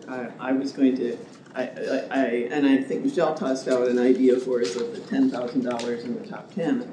And at first I hadn't thought much about it, but then as I looked at it and I saw the variety of groups we've had, we have some that have been here for often and come every year, and some that were new and have never been here before, so I love seeing that. I love seeing the sizes different, because like I say, several had the same request every year, but I hope I didn't cause a problem for the two. There's the two small ones there. One was regarding childcare and one was regarding the transportation, and I thought those two were barriers to economic development and workforce and those types of things. So I was glad to see those, because one was addressing the need for childcare and meeting that need for workers, and the other was transportation for people to get to work. And they had both contacted me and asked how much was an appropriate number for them to ask for. And I said I wouldn't make any kind of a recommendation on that. I told them a little bit about the numbers we'd had and how many applications we'd had before, and it's usually hundreds of thousands of dollars, and we know we can't meet all those needs. So it's nothing offensive to any of the groups if they aren't selected, but the ones we try to do. And so and both of these I was very familiar with, because sitting on the emergency food and shelter board, those groups of individuals, that group of individuals, I should say, always looks at the group and wants everybody to get something, so they make very conservative requests. And I know, like I said, because she mentioned the $10,000, and I thought I would love to see those two get $10,000, even though they did the conservative numbers, because they did that just because they wanted to look at everybody getting something, and it wasn't that, everybody on this list we know could benefit by $10,000 probably. But I just had thought, I hoped I didn't discourage them enough, because I sat on enough boards where we make the decisions for these groups, and people come in with those 50,000 and 70,000 requests all the time, and the others have just the same needs in our community, but they try to, not ask for too much, and I just felt really good to see that they even made the top, because I did think of that reason, like you said, economic development and the benefit to our community for people trying to meet those needs. But I saw some new ones there that I know are great to have on the list as well, and hard to look through it. But I know I always look at Lynn County and Johnson counties, and I love the statements where they say it's not anything that anyone should take offense at that they weren't selected. There's a lot of needs in the community, as we see, and it's just that for this particular time, as difficult as it gets, we meet what we can. And so, It's for not taking easy. time for it. It's not, but I thought we did a good, and not to say I that just your picked the top 10. recommendation isn't, but how you Yeah. selected those, and I thought really if we scored them and the scores speak for themselves at who is the top 10 and what those scores are, I hated to see, some not get what they requested, others get it, so I was just looking at that too. So I'm happy with taking another look at this, or waiting a while or something to see what can jump out at us. I was gonna propose, if we set ourselves to making a final decision 2 weeks from today at the meeting. We take a look, Richie's is a good starting point to consider from, and then factor in our strategic priorities as well as we're thinking about this, and then everybody kind of come with their own list at that meeting and be ready to kind of come to an agreement and negotiate. Because unfortunately, we didn't have that when we started this. I mean, as far as we have the priorities now, but to say that, this is where we're going, so, but definitely. I was kind of surprised in the scoring, and some of them I thought would have been higher than they were. Well, that's why I was so glad it was Yeah. all five of us to be able to do Yeah. it too, and it wasn't short of anything, so it was like. Was it that's just- so well. It wasn't easy when you're doing the reading and trying to compare future funding mechanisms, putting the dollars to the greatest use. Hard to do. So if we bring And that. it back, the idea of bringing it back on the 23rd, does that work for folks to sort of allow folks to wrap their heads around? Does that help you, Justin? Is that enough time to get Yes. more information, or Mike, or whatever? Is that? If you got other concerns, let me know others too in this, maybe something we aren't aware of. Okay, no, I love it, all that you guys said, it makes perfect sense, so. All right, well, we'll hold off on that, on the final decision until the 23rd, and everybody can sort of digest it all We're not done and yet. see where it goes. Okay. All right. Item H, 9H, discussion of the board meeting for the week of December 29th. Okay. You heard that one? That was, I think we had some discussion on it, I think because we were talking about a subject for Kathy, and I think, how it came up was because of us being closed the 23rd, 24th, and 25th. Really for agenda items, people are just gonna have a faster schedule, and actually, when Rich was talking with Kathy, I think that was because of the drainage ditch issue, and could that be a conversation date, so it's, I wanted to remind everybody, if they didn't know it or weren't aware of it, of the 2nd, that we have a meeting on Friday that week also for that org meeting. So we do have that, so we will have business if you did need to take care of something, but my concern even was that now that we have the districting issue, I don't know where that'll go, but that we might need a meeting in there too, that we maybe should just keep that meeting, whether or not we have hardly anything on an agenda. I mean, maybe it's Kathy's presentation or not, it's up to you all, but I just meant as far as, I was thinking earlier, I'm not sure we had a reason for a meeting on that day, but it's the last day of the last meeting of the year, and so who knows what could come up, so maybe just having it there for regardless of keeping it open for agenda items or anything else. My concern was January's gonna get filled up, we're gonna have a lot of things coming up in January, so learn about the drainage ditch issue. It's a day I didn't see we had much be on the agenda after the holiday, so it might be the better day for it. Yeah. People will just have a short and Kathy, how we much get time do you things think submitted. we'd need for that? Maybe Is everybody here, first of all? Are we all here? 10 or that day? 15 minutes? Or if you would rather wait until the spring when it's more, maybe more timely in the spring for, I don't know. I'm concerned we're gonna need the information before the spring, because we make Yes, a decision in sure. the spring, so that's why I Yeah, was and I could- asking. It's just hearing. You might as well get the information if she has to, yeah. Okay, I can certainly put on the agenda for that last Tuesday of Yeah. Is everybody gonna be here? That's what I was wondering, maybe just wanted everybody to. For one? I do think That last It'll be the Tuesday? 30th. the business meeting stuff really isn't all that long. I'm sorry. The business meeting stuff that we'll have to do on that Friday isn't all that long, so I think that No. it works either way, whether we just do the one meeting or do both, but it'll be. Maybe we wait till we're closer to it and like the 23rd decide.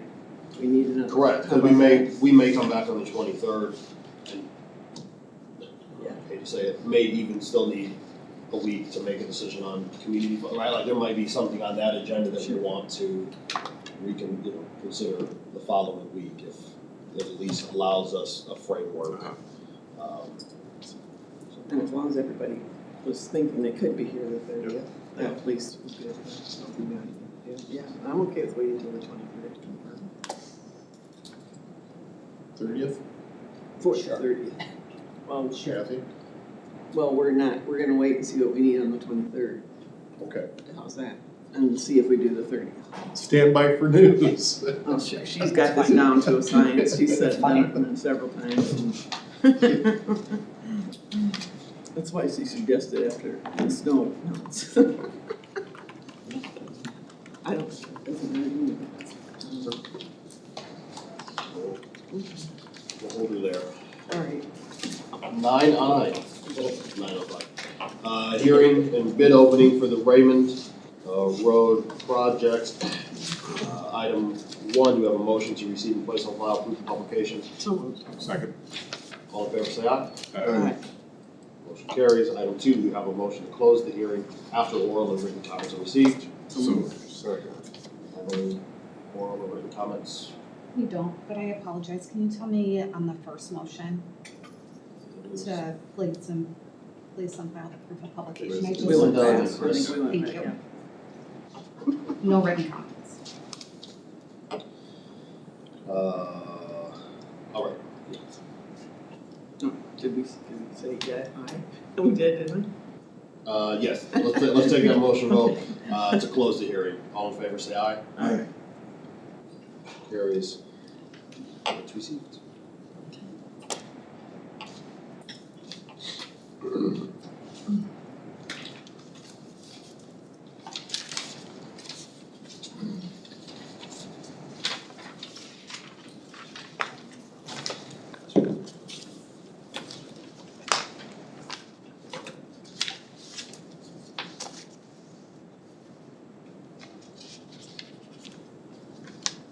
Okay, we've received just one bid from Aspro Incorporated, Waterloo, Iowa. You can see it on the screen there, $1,076,192.70.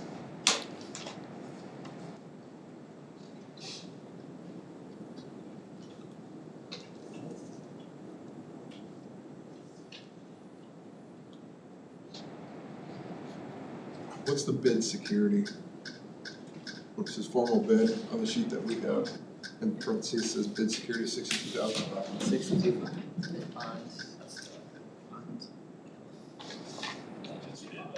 Bid bond. Yeah, that's the bid bond that must be provided by the proposing contractors. The engineer's estimate, is that what you want to know, Justin, or? Yeah, I was just curious what that was. The engineer's estimate was 1.175 million. $1,175,025.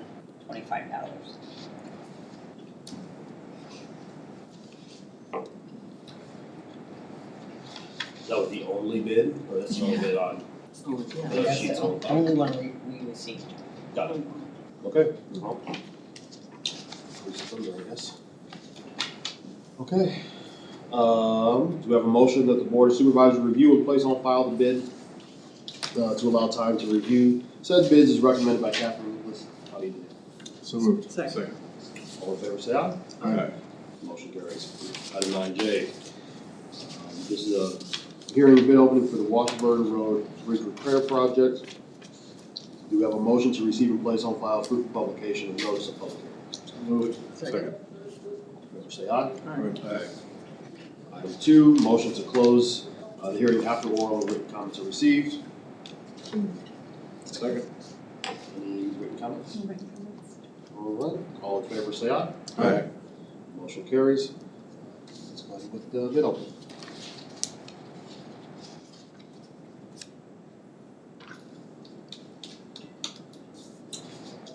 Okay, first bid is from Peterson Contractors Incorporated, Rhinebeck, Iowa. You can see these on the screen. Their bid is $784,088.95.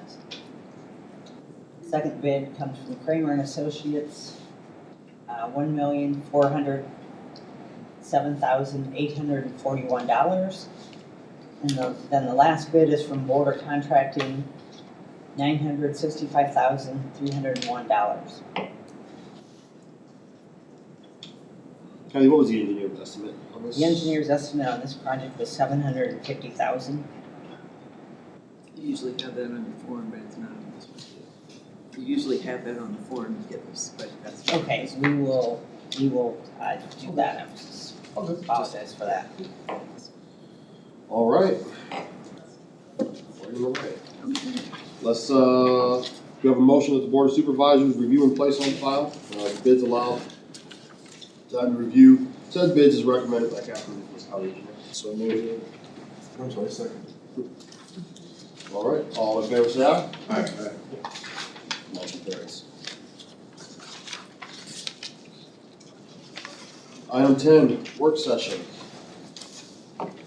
All aspects of the FY27 budget. Get ready to see this on every agenda for the next 3 months? 3 months? Potentially. Yeah. 3 3 months. Oh, yeah, never mind, I have to look at your schedule. 5, next 5 months. Everyone's always anxious to start, even though the state has slowed down when we can finish, so it does drag out forever. Yeah. I got 2 copies, the same thing. No. No, the first page is 2025, but Yeah, we'll get So how you did this past year. And then Talk about the Okay. schedule. and tentatives, this is final tentatives next. December 9th. Ready? Yeah. We did this last year as well, just reminders of kind of where we were at with setting the 2026 budget to refresh your minds when we walk into 2027. So our FY26 countywide levy increased slightly from the year before to $5.57, and that raises $34.6 million in property tax. The 26 rural levy, which went down a few cents, was $3.71, and that raised $3.7 million. So the total, I think people get confused sometimes about that countywide and the rural level levy. If you're a rural resident, your total tax rate is the $9.28 that appears on there. You pay both the countywide levy and the rural levy. If you are in a city, you do not pay that rural levy. Instead, you pay the city levy for wherever you're at. Plus, you also have school levies and other things to pay. But, so our total property tax levy was $38.2 million. That was an increase of $1,360,000. We did have an assessed valuation increase of 1.19% last year, $154 million countywide. And our taxable value rose 3.17%, or $189 million. And that difference has to do with the changes in the state rollback, primarily. Just a reminder of some of the things as Senate File 718 was implemented, and then they also added Senate File 2442, which is really what had an impact on us for 26.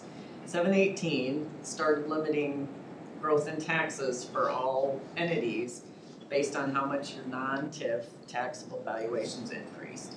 You did not have a reduction. Under 718, you didn't have a reduction if your growth was less than 3%. Senate File 2442 came in and reduced that to actually 2.75%. So for Black Hawk County, we did have a restriction for 26. That reduced our, what I'm gonna call our $3.50 general basic levy capacity by about $208,000 actually. So that is an impact to us from House File 718. Just real quickly, you probably all remember business property tax credits were changed to a reduction in taxable property value. Currently, the state is providing replacement revenue for that. I don't know for how long. They did increase the homestead exemption, which reduces the taxable value of a homestead property by an additional $3,500 for FY26. Used to be that homestead exemptions were replaced by the state. So we got our check, came from a different source. That exemption is not being replaced by the state. They're just reducing our taxable value. The military property valuation exemption remains at $4,000. Again, that's no longer replaced by the state out of their budget. And it used to be. Yes. The next chart shows just how our taxable value has grown over time. And it went to just over 6 billion, 6.166 for the first time in 2026. And that did add an additional about 448,000 that we could fund from the general basic levy. So that 448,000 is all the additional we got to fund pay increases, any other kinds of increases such as, say jail medical or software or, just anything that we do. Taxable value for the rural fund also grew a little bit slower rate. It grew by 21 million, almost to $1 billion now, 997 million. And we are under the levy cap limit for rural. It's interesting how the percentages of the taxable valuation growth vary over a 10-year period. We saw the total property value is growing kind of in steady. Now you look at what happens with percentages and it is all over the place. Primarily, I'm gonna say due to rollback, some of it's due to how things are assessed as well.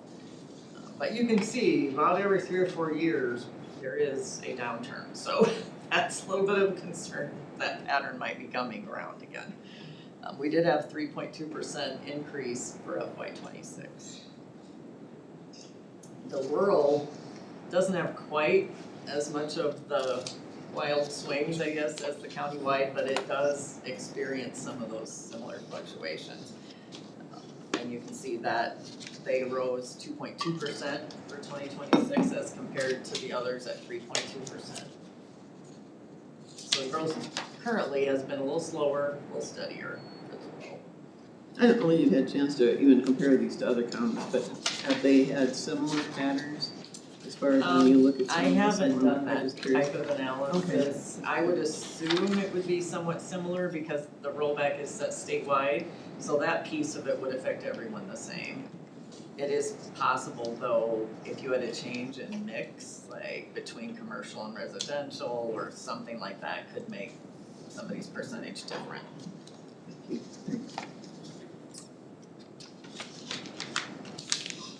And I know this is still FY24 fund balance comparison. People haven't released their 25 audits yet, so I can't really snag that information at this point. Just reminders, Blackhawk County, we are sitting right in the middle of the chart. And FY24, in terms of our unassigned general fund balance percentages, in 23 we kind of led these top 10 at 67%. We did fall to second for fiscal 24, down to 62%. It'll be interesting to see what happens. We're probably gonna drop again, or maybe we'll hold steady at 2. I don't think we'll climb back The up. rank, Yeah. that dropped as far as. Yes, the I just don't know what percent. everyone else's did. That's Yeah, the question. We'll see, okay, I was kind of surprised to see Potawatomi it took 1, ranked 1. Yeah. And it's a little bit, I don't wanna say misleading, but percentages just calculate differently than amounts. You can see on here that Polk County has much larger cash balances. But obviously their expenditures are much higher too, and so then their percentage is a little lower. That's what drives the percentage lower. So Potawatomi had lower Could be low, expenses as yeah. compared to their balance. That's what the difference is there. Michelle, is the ARPA monies influencing any of these? No, Okay. this is That's general separate. fund unassigned only. The replacement revenue that we did transfer to the general fund, we are treating as assigned and using it for projects, as you've all agreed to. So assigned is a separate category, not included in this. So then I'm switching back over to some of the factors of what happened to affect taxable property value. And we really already talked about this. Residential rollback increased by 2.4% for 26, so that made more of a home value taxable than the previous year. The multi-residential rollback was merged finally with residential, so that wiped out some value for communities that have multi-residential properties. The business property tax credit was repealed. Instead, the business owners get the first, they had made it very complicated. So the first about 150,000 value for a commercial business gets the residential rollback, and then parts above that stick with the 90% commercial rollback. And that, again, there's no reimbursement, to us for that. Was out on that. We are continuing to receive the state reimbursement for the commercial rollback, and it goes down 118,000 a year and will be exhausted in the year 2030, assuming that the state continues to fund that as they said they would. We'll see.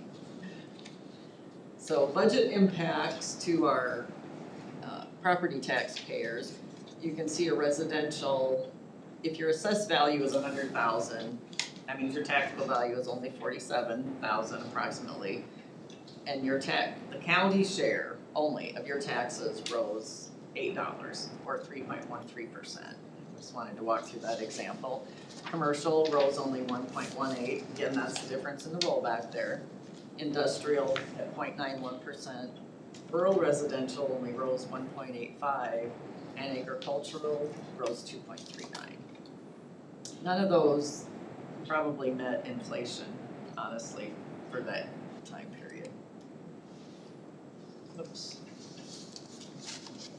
This was a slide I put together last year, because we always hear how property taxes are growing so much and they're too high and those kind of things. I wanted to see factually what happened in Blackhawk County. So for an urban residential property with an assessed value of $100,000 back in 2017, your taxes actually went down 2.7%. Commercial at 500, taxes went down 1.14%. An industrial property dropped 15.69%. Rural residential, however, rose by just over 15%. Ag value dropped over that time period, 35.13%, and multi-residential, of course, dropped significantly by 37%. Over that same period of time, the consumer price index rose by 33.4%. So pretty substantial differences there, I think. No, this is just the county, right? Correct. Yeah, I only present on what we control. Did you pick 17, when you went from 17, did you pick that year for any particular reason? 10 years. Looking at I 10? only did it because it was 10 years, Okay. yeah. It had to start somewhere, and that seemed, Oh, that's good. 10 years seemed like a reasonable period to look at. Oh, that's interesting. Yeah, it was. So if you are an urban taxpayer in the county, your $5.57 went to basically three different levies. The general basic levy, which in simple terms is capped at $3.50. However, our cap, if you will, fell to $3.46 because of House File 718. General supplemental at $1.86 and debt service at 24 cents.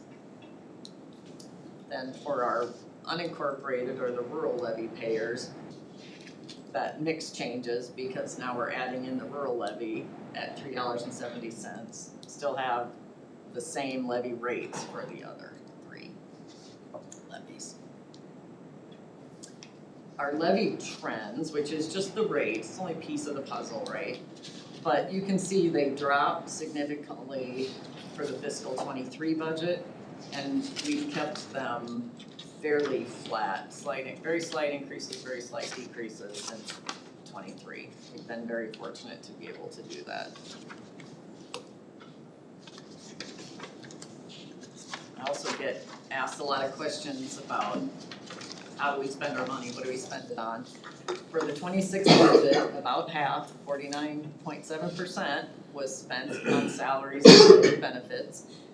The big one for 26 was capital at 22% or 18 million. Debt service, 3.8 million, and that includes some that's being reimbursed by the Solid Waste Commission, for example. And then operating expenses at 19.8 million or 22%. For the rural fund, it's a little bit smaller numbers, that's a much smaller levy. So we spend that, almost half of it, 47.8% is transferred to the secondary roads fund. 35.5% is spent on the sheriff's patrol services. Consolidated communications takes 10%. Planning and zoning is 2%. County libraries at 3.5%. And then other miscellaneous things that we pay for at 1.2%. And I do include planning and zoning on here because this is purely expenses, even though their revenue is about equal. So in terms of tax asking, so that would go to 0 for that category.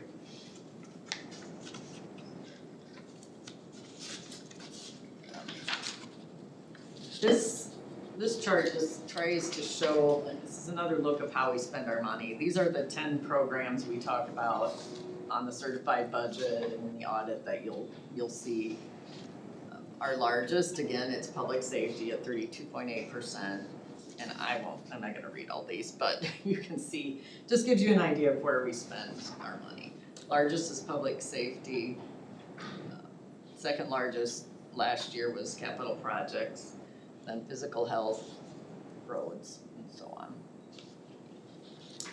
I also have charts in here that show what we budgeted for expenditures by department. Again, you can see the largest is the sheriff. Kind of surprisingly, the second largest is the board under general supervision because so many things are managed directly by the board and don't flow through our other departments. And that would be where probably the ARPA revenue replacement projects are in there as well. And we have revenues. That slide shows it by program area or the type. So for example, intergovernmentals versus charges for service, taxes are the largest at about 56% it looks like on there. And you also have departmental revenue. And property taxes is included in the board, that's why that one looks larger. Actually, that's not taxes, that's ARPA, apologize. This does not include like the federal dollars for the health department that they receive? Yes, it would include that for the health department, yes. For intergovernmental, what would that fall into? You're on the other chart. Yeah, most of that would be intergovernmental for the health department, yep.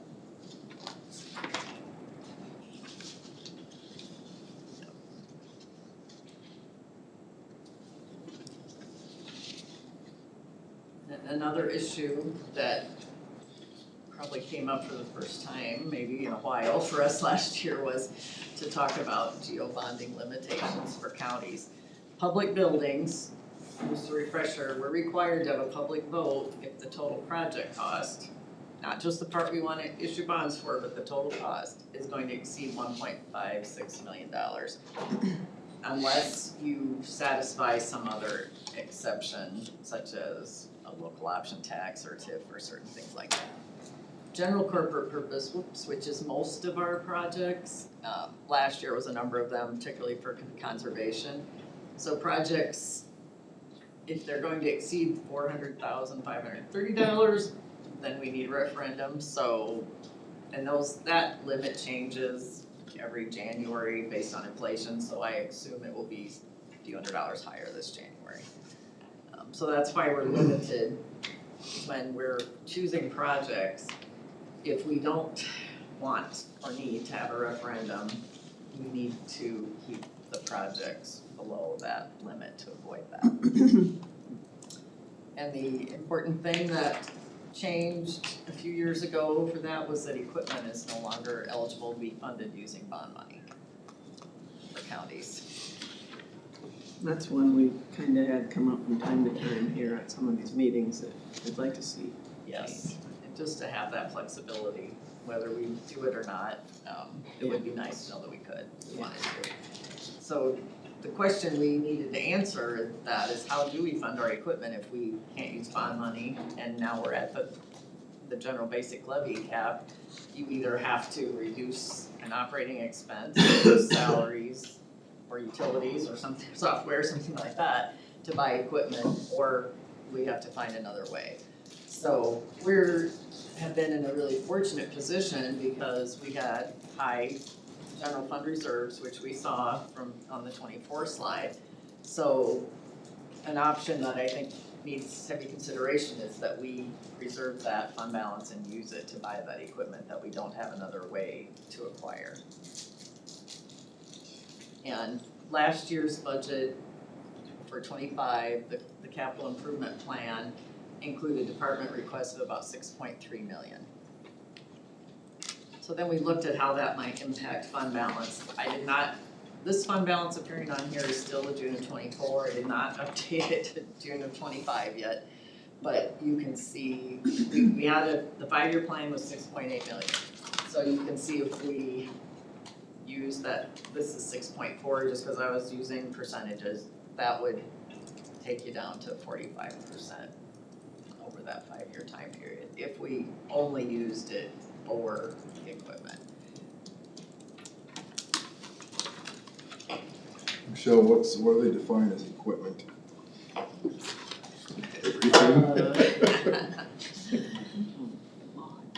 Anything mobile, primarily is what I would say. So any trucks, it's interesting, even sheriff's vehicles. Yeah.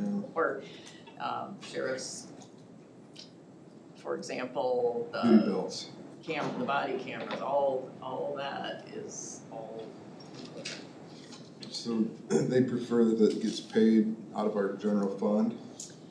So it's gonna dry up, I That would think, pretty be- quickly, wouldn't it? And then what do you do? That's Correct. exactly the question. They're not giving us any That is answers the to question. What that do we do? question right there. Let us tax for it, take the heat for it, yeah, instead of them. And not even for Right, that. right now, the problem is we Because we've can't, hit our cap, we there's can't not a. tax more, so you have to start prioritizing. If we're fortunate to continue the way our trend has been the last few years, our departments do a really good job of performing better than we budgeted for them, so we've had savings every year, that if that would continue into the future, it would be fabulous if we could just then say that savings we're applying to equipment in the following year, and that would allow you to keep that system going. But, many things can change. All the departments have authority to spend their full budget, so if they need it, we may not have that rollover to help with it. We just don't know. But our departments are very responsible and try not to. So I left this slide in. These are the fund balance commitments we had made as of last April. And these are taken out of the June of 25 audited fund balance. So I'm just kind of saying we're setting aside that $1 million for the turnover pool. We have not needed to use it so far. Knock on wood, we will not continue. For 25, we committed an additional $250,000 for the community agency funding. We could have committed $1 million to the Waterloo Sport Court. We committed about $835,000 to complete the ARPA projects that are underway. That amount will change as projects are getting finished. That's an early budgetary estimate, and I don't know what that amount stands at today. I would predict it slightly lower. And then we did choose to take the $1,024,000 of equipment from fund balance. So then I took out the commitments. If we take all those out, you're down to about 49.7 in unassigned fund balance. But fortunately, we had some rollover and things that increased that. This slide just shows, this is using the last CIP that we had developed. shows how much we would have to take out of the fund balance each year for equipment. This would show us getting down to 36% by fiscal 30, which is getting down to a limit I think you may not wanna drop below. I think we need to figure out what that bottom line is. But I would like to preserve some flexibility in that. It also doesn't reflect If the other there's side. rollover. If there's rollover, it doesn't, because it's hard to. Can't project it. Exactly, I don't know how to guess that number.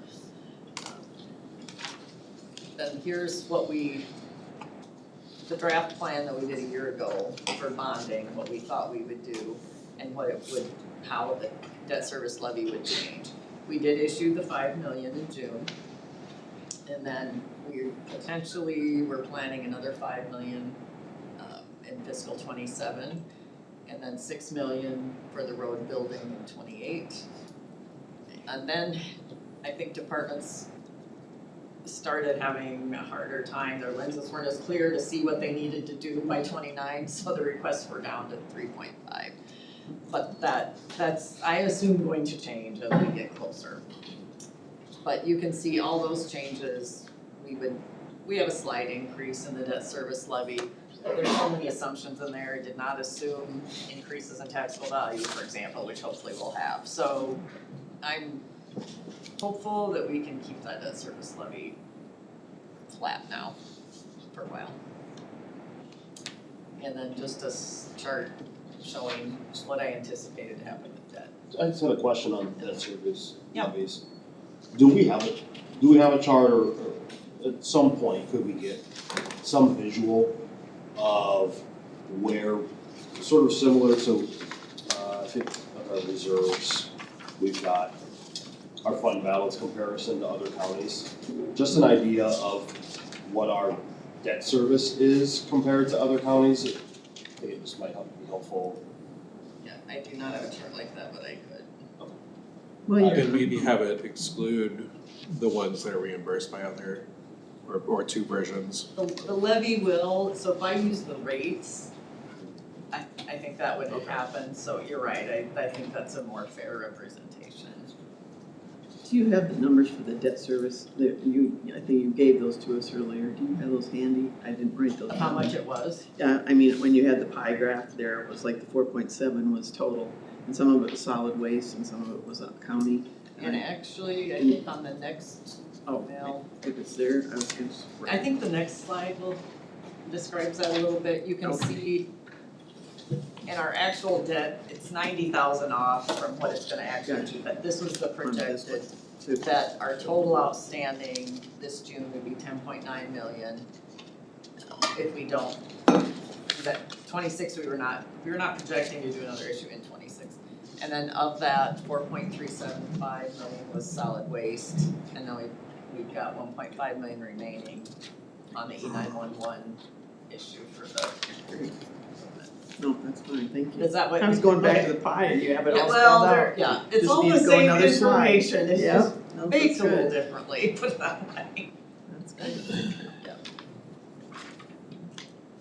So our budget process choices that we made last year, we of course used all our 350 levy, and that was reduced a few cents to 3.46. No new positions were added in 26. Our maintenance department reduced their expenses by 65,000. The sheriff's office reduced their expenses by 40,000, and then we also moved a portion of patrol vehicle into the rural fund from the other. We did use 1.1 million in expected turnover factor to limit our property taxes and keep under that 350 cap, or at the 350 cap, I should say. And we did choose to, the capital projects, we would either fund with reserves or with the bond issue. And that's, for all those months, that's really, I think that recaps most of what we did, so. Well, that's helpful, like I said, because we start budget and this is kind of a review before. Yeah, yes, I think it's easier to start next year if you see that. Hang on, you see Al getting up, so he's gonna turn it off, but not quite yet. I was just gonna, I did hand out to you the FY '26 schedule that we use. That I tried to capture the topics that we did at each session all the way. We actually did this first one right before Thanksgiving a year ago. And I took you all the way through the budget adoption hearing on April 1st. So you can see all the different topics and items that we did. No wonder you've been here late.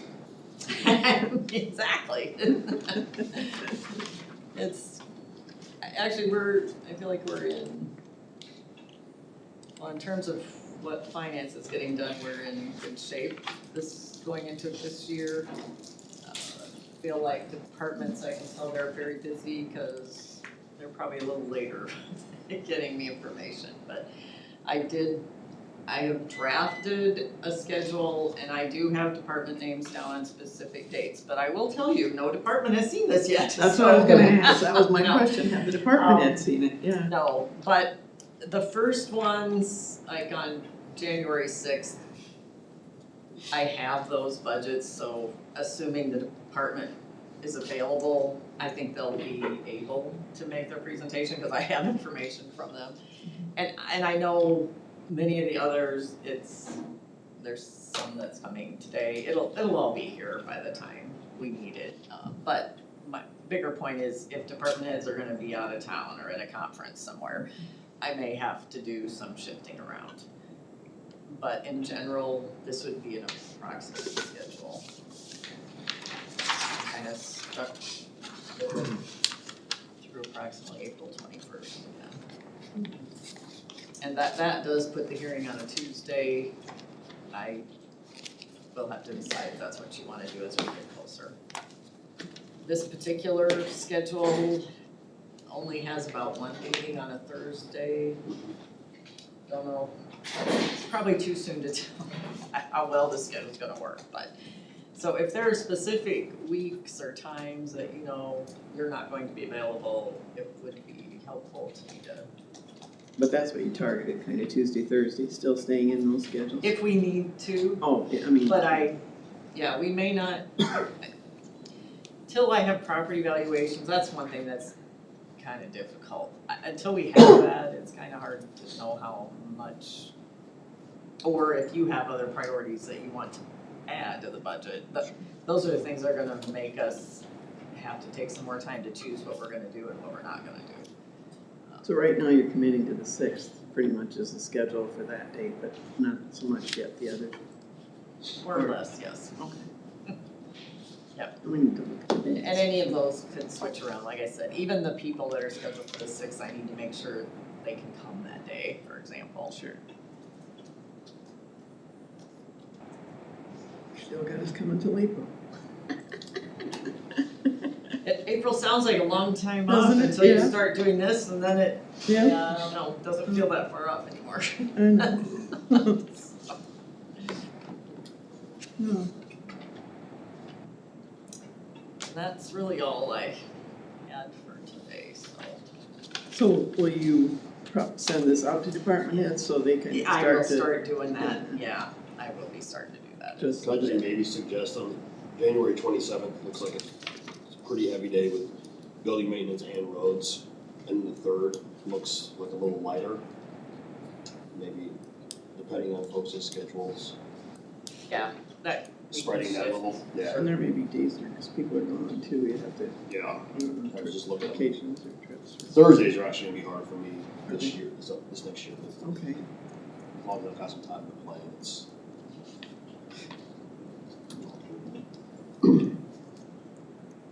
Sorry, can I make one too? The January 27th, and I haven't sent you guys this, but part of that board alignment session, we're meeting December 30th, but the other date that Ted threw out was January 27th, and I'm looking at that. Okay. So, I'll email you all that, but that, and Michelle, I can just kind of include you on that as well, but it would be for the board and possibly department heads, I think, as well. The first So, two of the three meetings. the December 30th is just the board.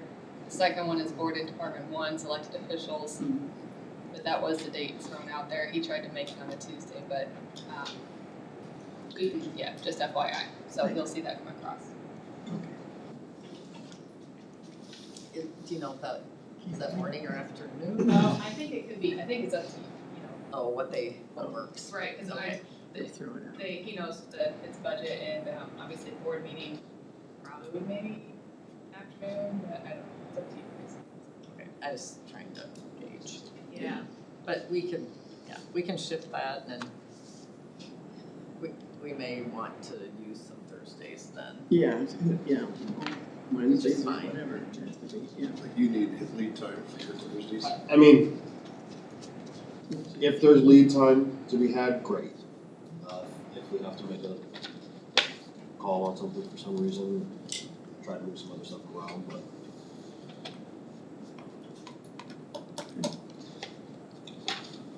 Alright. And you're thinking 9 o'clock still, as much as we could, because we have changed times other times too.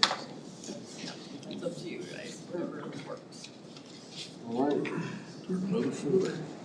Do we have any reports or information? Thank you, Michelle, for this. It's very helpful. Yeah. Very helpful. Do we have any reports or information from the board? I want to give a report on the ISAC District Supervisors meeting last week I attended in Dubuque. We had 11 legislators with us there that day and had a lot of discussion with problems with budgets. And then discussion around House File 718 and what it's done to the different counties. There was significant conversation about the problem with the not ability to bond for equipment. So as Linda put forward, next week we'll be needing to adopt the UCC, the Urban County Coalition's legislative priorities. But while I was at the ISAC thing last week, they also gave me the recommended one for ISAC. I'll be sending them out to you today as well, get them scanned to you. They didn't ask for approval, but unlike what the Urban Coalition did, so, but I wanna make sure you can look at both of them and see how they correspond with one another. Is there gonna be another final, when it says recommendations, is there gonna be something else, or is that just it? I think that's pretty much it, the way they talk. So at this point, I think that what you see is what you're gonna get. I zoomed, but it went blank, audio and visual, when you Yeah. did that part.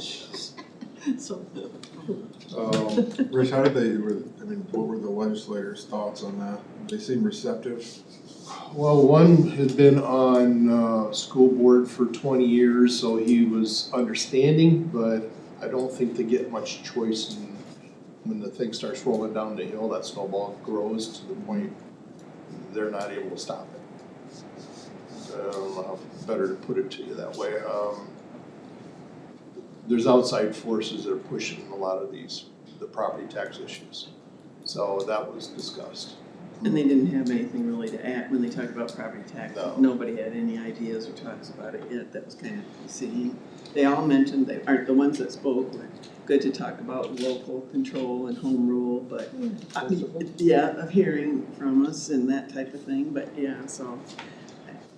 They did, yeah, nice introductory speeches with us in the room, that's what I said, but what the year remains to be seen, we'll see. It was a little concerning, there was two of them that spoke up and said, well, we don't think the counties are having any problem because we're not hearing from anybody. So I still think we need to meet with some of our local legislative folks, just Don't to. check their email. Yeah, I know, or listen to us once in a while, yeah. But they, that was, two of them made them comments, well, we didn't know there's problems because we ain't hearing from you. So I don't want that to be a problem that our local legislators are hearing, that we haven't reached out to them. But the question about the bonding issue, the Urban Coalition, we had a final review on that last week.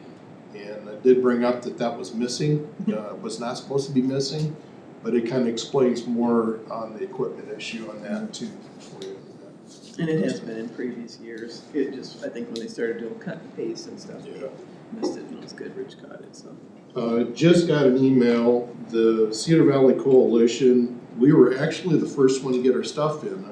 A couple weeks ago, I actually talked to you about, they wanted it redone, what we put together for the health department. Just received that and sent it on, and we were actually the first ones to get it turned into them, so. Our stuff, the hard deadline is Monday the 15th. We'll be having a meeting next Wednesday to finalize that process as well for their DC trip. And got documentation for that, and I will be getting that out to you as well this afternoon. So what that information was. It was in a handout format that didn't meet their criteria, so Caitlin and her staff readjusted that, so now it's in both formats, you can see it both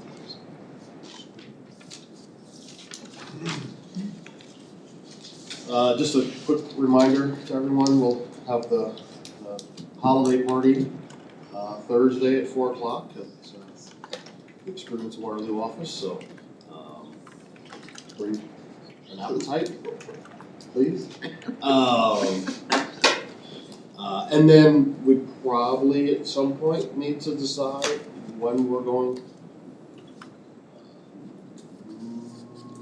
House File 75, and the map that was presented, we will probably need to schedule when we plan to.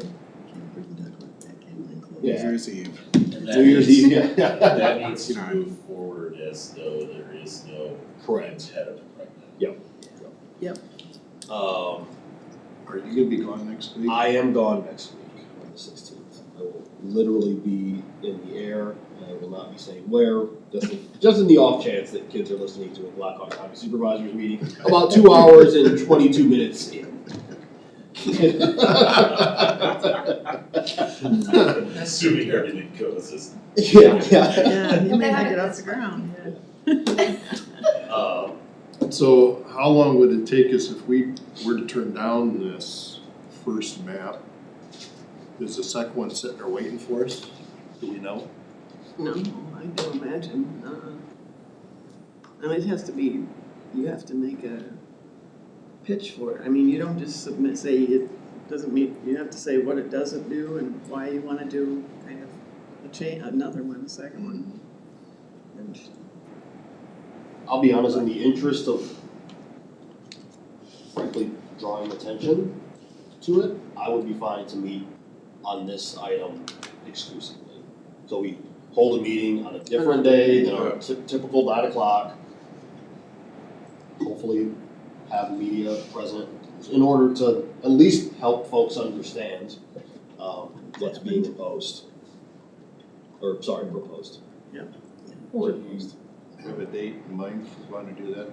The 16th is, the 16th through the 20th, that week I'm out, I could do the 15th if we needed to, otherwise that following week. But that's also Christmas week and a little trickier. the 16th and the 20th, you're out. You said. Yeah, 15th I could do, but the 16th.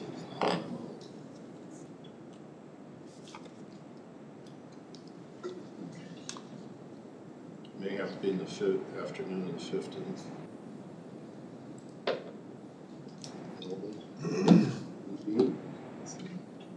Oh, you were trying to get a date, you mean, Yes. two at a time? Would the 15th work Does that work for you, in the Justin? afternoon?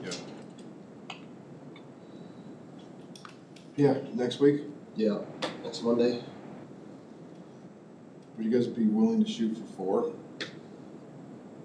I will not be able to be here and you might want me to be here at 4 o'clock. When would you be? Anytime before, I have to leave here at 4 on the 15th. We think this will take about an hour? Hard to say, but Yeah, I've got a Take more. 11 o'clock lunch commitment. Locked in on. 11 o'clock lunch. Yeah, it's a meeting lunch. early bird special. Yeah, good lord. McDonald's. Yeah. Drive-thru? You haven't heard of that? You lay in bed, watch the Wheel of Fortune, and go. Is 3 too late or early, Justin, or? No, I work that day, Okay. but I can, Do you want earlier? Like, does earlier even work for you? are we talking 16th? 15th. 15th, because he's gone the 16th.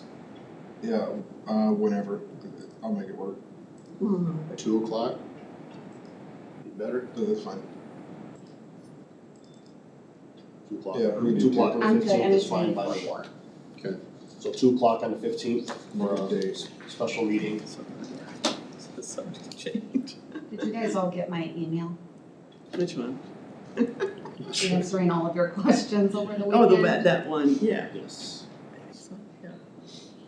Thank you. I guess I just asked to read that before our meeting if you have not. 2 o'clock. Say two? 2 o'clock on the 15th. All right. Unless there's any other reports, I'll entertain a motion to enter into closed session pursuant to the provision of the Iowa Open Meetings Law under subsection 21.51C, Code of Iowa, the Blackhawk County Board of Supervisors shall proceed into closed session for the purpose of discussing strategy with counsel or the matter presently in litigation where disclosure may be likely to prejudice or disadvantage the position of the governmental body in that litigation. So moved. Second.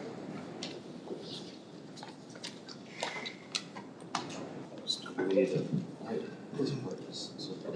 It's so strange. Yes, let's do a roll call. Okay. All right, do we have a motion from the Board of Supervisors to close, for the closed session to be adjourned? Yes, so moved. Second. All in favor, say aye. Aye. All right, do we have a motion to approve stipulation and motion for stay in Stallburg, Salterberg versus Reynolds? So moved. Second. All in favor, say aye. Aye. All same sign. Motion carries. Do we have a motion to adjourn the meeting? So moved. Second. All in favor? Aye. Thank you. Thank you.